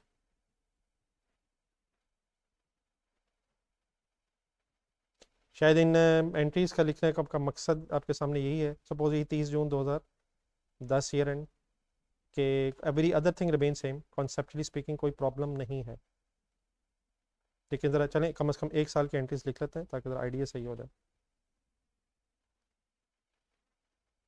first entry ज़रा इंडिविजुअली लिखें। लेसी है, लेसी के एंगल से भी सोच रहे हैं हम, लेसर की बात तो भी इंशाल्लाह बाद में होगी। तो 1 जुलाई 9, right of use asset debit, मेरा ख्याल नाम नहीं शायद किसी एसेट का, तो राइट ऑफ यूज एसेट कह लो, लीज लायबिलिटी क्रेडिट,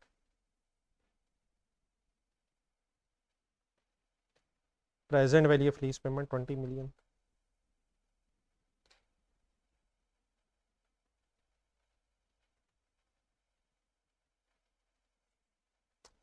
अब पेमेंट्स जो हैं वो साल में 2 होंगी, तो ब्रेकअप उनका हुआ है, इंडिविजुअली करें ज़रा। जिस साल की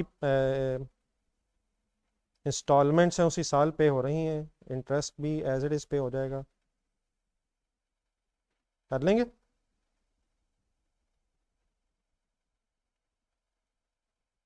फिर 30 जून पे एक एंट्री होगी रेंटल की। यहाँ तक आ जाएं 2 रेंटल्स टेबल में लिखे हुए हैं, और उसके बाद फिर डिप्रिसिएशन के हवाले से ज़रा मुझे आपने वर्किंग करवानी है। तो कैश क्रेडिट हो रहा है 2.5 million, lease liability debit by 1.13,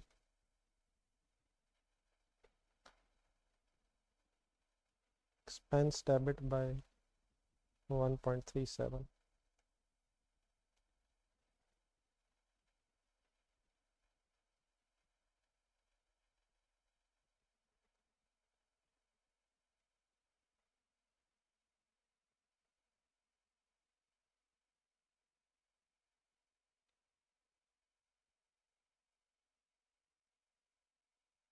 ji online students please कर रहे हैं वर्किंग होगी?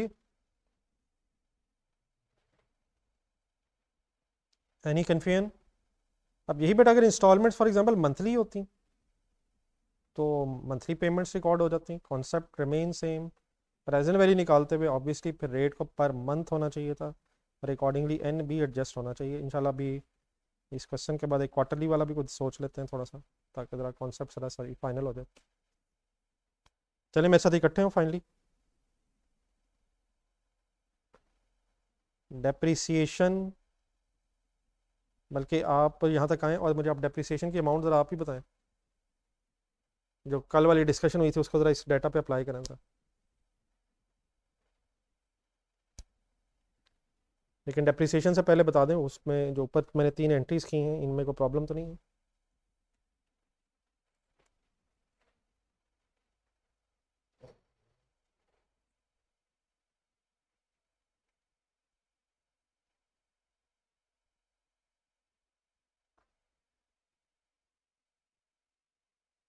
जी समी, वो मैं अभी बात करता हूँ, ठीक कह रहे हैं आप।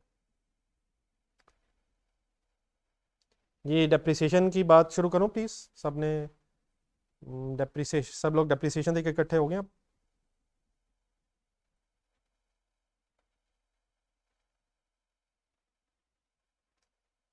ये बेटा जब कल बात हुई थी उसको थोड़ा सा रिकॉल अगर कर लें। अभी अगर हम डाटा ये देखें तो इसमें यूजफुल लाइफ भी है, लीज टर्म भी है। यूजफुल लाइफ 8 साल है और लीज टर्म 6 साल है। तो पूरी जब कल की स्टोरी थी उसका क्रक्स क्या था? अगर तो ओनरशिप ट्रांसफ़र हो रही है या परचेज ऑप्शन है, फिर तो आप यूजफुल लाइफ को बेस बनाएंगे, और अगर ऐसे नहीं है तो फिर आप shorter of the lease term and useful life का बेस बनाएंगे। तो अब इस क्वेश्चन को अगर देखें, नहीं बेटा आपकी फिगर शायद सही नहीं है, तो पहले एक सेकंड में बात पूरी कर लूँगा। अगर तो ओनरशिप ट्रांसफ़र हो रही है या परचेज ऑप्शन रीजनेबली सर्टन है, फिर तो अपनी यूजफुल लाइफ पे डेप्रिशिएट करना है, otherwise shorter of the lease term and useful life. तो अब इस क्वेश्चन में ना तो ओनरशिप ट्रांसफ़र होने की कोई जिक्र है, और ना ही कोई हमें परचेज ऑप्शन की कोई इन्फॉर्मेशन है। तो ना ओनरशिप ट्रांसफ़र हो रही है, ना ही कोई रीजनेबली सर्टन परचेज ऑप्शन का हमारे सामने को जिक्र है। तो देयरफॉर इसलिए हम shorter of the lease term and useful life की तरफ चले जाएंगे। ये बात सारी वैसे जहन में आ गई है मेरे ख्याल में। चले एक दफ़ा जो पैराग्राफ कल देखा था एक दफ़ा मैं दोबारा आपके सामने कर रख दूँ, इंडिविजुअली अगर देख लें आप। अगर ओनरशिप ट्रांसफ़र हो रही है, परचेज ऑप्शन रीजनेबली सर्टन है, तो देन तो useful life is the base, otherwise shorter of the lease term and useful life. तो ये क्वेश्चन नंबर 5 जो देख रहे हैं हम, इसमें ना ओनरशिप ट्रांसफ़र होने का कोई जिक्र है, ना ही कोई परचेज ऑप्शन रीजनेबली सर्टन हमें ऐसे बताई हुई है, इसलिए शॉर्टर की तरफ मैं जा रहा हूँ। Any confusion? और शॉर्टर इस केस में फिर 6 ईयर्स बन रहे हैं लीज टर्म वाले। नहीं बेटा आपकी वर्किंग अभी भी ठीक नहीं है, लेकिन ठीक कर लेते हैं हम ज़रा, वर्किंग अब कर लेते हैं। जी 20 डिवाइडेड बाय 6, और पूरा साल ही है बेटा। क्या आंसर आ रहा है? मेरा ख्याल है 3.3 समथिंग आएगा, 3.33 समथिंग आ रहा है। राउंड ऑफ कर लूँ अगर 3.33 पे, प्लीज़, ठीक है? जी 6 ले रहा हूँ, any confusion? Shorter of the lease term and useful life, any confusion? जी क्लियर हो गया है? तो सिर्फ शायद इस सेमी एनुअल वाले सवाल में एक नई चीज़ हमें क्या पता चली, मेरा ख्याल है कि चलें दो कह लेते हैं। नंबर एक, प्रेजेंट वैल्यू कैलकुलेट करते हुए इंटरेस्ट रेट को अकॉर्डिंगली 6 मंथली बनाना है, और जो नंबर ऑफ इंस्टॉलमेंट्स n है उसे फिर 6 मंथली के एंगल से गिन लेना है। सेकेंडली, जब आप टेबल बना रहे होंगे तो फिर जो आपका बैलेंस है वो 6 मंथली चेंज हो रहा होगा, देयरफॉर 6 मंथ्स का आउटस्टैंडिंग बैलेंस की बेस पे आपको इंटरेस्ट 6 मंथ्स का कैलकुलेट करना है। ठीक है जी प्लीज़, मैं अज्यूम करूं कि आपको मेरी सारी बातें आज की सही समझ आ गई हैं।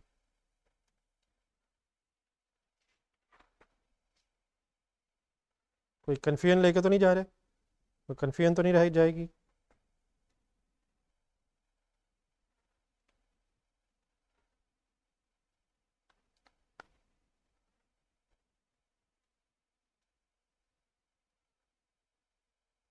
चलें बेटा इस तरह करें, बस बात आज की ख़त्म कर लेते हैं। चलें यहाँ इंशाल्लाह कल आपको अब होमवर्क्स प्लीज़ क्वेश्चन नंबर 2 भी कल डिस्कस करना है मैंने फाइनली दोबारा, और क्वेश्चन नंबर 4 भी आप करके आएंगे तो इंशाल्लाह डिस्कस करूँगा। बाकी कल एक इंशाल्लाह क्वेश्चन और करेंगे, लेकिन मेरा ख्याल है कि हमें टाइम मिल जाएगा। तो अगर आज वाला आप क्वेश्चन नंबर 5 तक सही आपका फाइनल हो जाए इंक्लूडिंग 2 एंड 4, उसकी प्रॉब्लम्स हम डिस्कस कर लेंगे। तो कल अगर कुछ छोटे से कोई टेस्ट के लिए टाइम भी निकाल लिया जाए क्लास में ही, तो कोई परेशान तो नहीं हो जाएंगे? एक्रोल बेसिस पे पेमेंट का मतलब कि अगर पैसे नहीं भी गए तब भी पेएबल रिकॉर्ड हो जाएगा। तो उसका सिंपली मतलब ये होता है कि जिस साल के पैसे हैं अगर उस साल में पे नहीं हुए तो उसका फिर पेएबल आ जाएगा। ठीक है थोड़ा सा।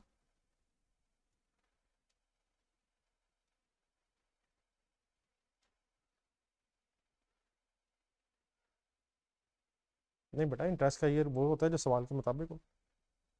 इंटरेस्ट का ईयर अकॉर्डिंगली डेट से पता चलता है, अकाउंटिंग ईयर के अंदर भी हो सकता है। अब अमीर हमजा ये आप सारे क्वेश्चन ज़रा रिवाइज कीजिएगा, ये तो क्वेश्चन से पता चलेगा। क्वेश्चन नंबर 2 इंशाल्लाह आप करेंगे आज, तो आपको पता चलेगा कि वहाँ मार्च से फरवरी तक है, क्योंकि अकॉर्डिंग टू द एग्रीमेंट है। उसके बाद जब हमने ये क्वेश्चन नंबर 3 किया तो उसमें जुलाई टू जून था। क्वेश्चन नंबर 1 किया तो ये तो डिपेंड करेगा कि आपके क्वेश्चन में एग्रीमेंट कब है। तो जिस टाइम पीरियड की बहस हो रही है उस टाइम पीरियड के अंदर अंदर क्वेश्चन नंबर 1 में जनवरी टू दिसंबर है, बिकॉज उस टाइम पीरियड में एग्रीमेंट है। क्वेश्चन नंबर 2 आप देखेंगे तो मार्च से फरवरी है, क्योंकि एग्रीमेंट उस तरह से है। और क्वेश्चन नंबर 3 में आप देखेंगे तो जुलाई टू जून है। मेरा ख्याल है कि जो आप क्वेश्चन नंबर 4 देखेंगे उसमें शायद अप्रैल से मार्च है। तो ये तो डिपेंड करेगा ना कि क्वेश्चन में लीज का ईयर कौन सा है। जी डेफिनेटली बेटा, अगर मंथली होगा तो डिवाइड बाय 12 रेट कर लेंगे, क्वार्टरली होगा तो डिवाइड बाय 4 कर लेंगे। वो इंशाल्लाह फिर अभी फर्दर कल डिस्कस कर लेते हैं। ठीक है, तो प्लीज़ आज ज़रूर टाइम निकालें, पुराना रिवाइज भी करें। ठीक है अमीर हमजा, कुछ बात समझ आ गई? ये जो क्वेश्चन हुए इन्हें रिवाइज भी करें, क्वेश्चन नंबर 2 और 4 को कंप्लीट करें, उनकी भी डिस्कशन करते हैं। और छोटी सी ज़रा आपकी सेल्फ प्रैक्टिस भी ज़रा हो जाए कोई टेस्ट फॉर्म में। ठीक है, अल्लाह हाफ़िज़। चलें आज की बात फिर ख़त्म करते हैं इंशाल्लाह, बाकी कल स्टार्ट करते हैं। थैंक्स फॉर कमिंग, अल्लाह हाफ़िज़। अच्छा सॉरी, एक आखिरी चीज़ आपसे ज़रा उसमें भी क्लास में भी रहेगी जो पहली कॉस्ट की हो रही थी। थोड़ा सा मुझे ये महसूस हुआ है कि हमारी, क्योंकि अब ऑनलाइन क्लास ही हो रही है, पता नहीं अल्लाह बेहतर जानता है कि अब ये कब तक ऑनलाइन ही रहनी है। तो ठीक है, हम क्लास में कोई डिस्कशन करने की कोशिश तो कर लेते हैं। आप लोग टाइप करके सवाल करते हैं, मैं आंसर दे देता हूँ। लेकिन समटाइम्स हो सकता है टाइप करते हुए कोई बात 100% क्लियर ना हो, तो उस केस में कोशिश ये करेंगे कि हर क्लास के स्टार्ट में मैं, जी अल्लाह करे जी, फर्स्ट अप्रैल से अगर खुलेगा तो यकीनन। लेकिन कल से ऑनवर्ड्स इस तरह कर लेते हैं, क्लास के स्टार्ट में भी आपके साथ एक व्हाट्सअप नंबर शेयर कर दूंगा कल। तो वो क्लास के स्टार्ट में भी अगर किसी ने उस नंबर पे कॉल करके कुछ चीज़ डिस्कस करनी हो, फिर एक दफ़ा क्लास के एंड में भी यही तरीका रख लेंगे कि अगर ड्यूरिंग द क्लास कोई आपको बात सही तरह से कम्युनिकेट नहीं हो सकी और देयर फॉर कुछ आप कोई आपकी कन्फ्यूजन रह गई जिन्हें आपने दूर करना, तो क्लास के स्टार्ट में भी और क्लास के एंड में भी ज़रा कोई अगर आप कॉल करके कोई बात पूछना चाहेंगे तो व्हाट्सअप नंबर फिर कल क्लास के स्टार्ट में हम याद से फिर मैं शेयर कर दूँगा। ठीक है, तो क्लास के स्टार्ट में भी, और अब ड्यूरिंग द क्लास शायद बार बार फिर ज़रा थोड़ी सी शायद एक्स्ट्रा डिस्टर्बेंस हो जाएगी, ड्यूरिंग द क्लास आप अपनी चीज़ें कंफर्म करते रहें जो आप पूछना चाह रहे हैं, लेकिन अगर स्टिल कोई कन्फ्यूजन रह जाए तो हर क्लास के एंड पे भी और नेक्स्ट क्लास के स्टार्ट में भी अगर आपने रिवाइज करते हुए कोई प्रॉब्लम हुई है तो उसको भी फिर ज़रा आपस में कम्युनिकेट कर लेंगे टेलीफोनिकली, ठीक है। तो कल से इंशाल्लाह इस चीज़ को भी इम्प्लीमेंट कर लेते हैं। अल्लाह हाफ़िज़। ये माइक का ऑप्शन भी है, लेकिन मेरे ख्याल में उसको हैंडल करना ज़रा मेरे लिए मुश्किल है, तो अगर आप व्हाट्सएप नंबर पे कॉल कर लेंगे तो वो मेरे लिए ज़रा आसानी है।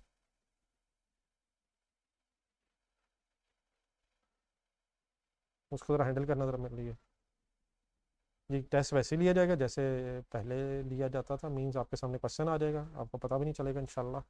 आपने अपना पेज निकालना है, पेज पे अपने सॉल्व कर देना है, और उस सॉल्व पेज को फिर वापस आपको नंबर दूंगा तो व्हाट्सएप कर देना, ठीक है प्लीज़। तो आप टेंशन फ्री रहें, आप तैयारी करें।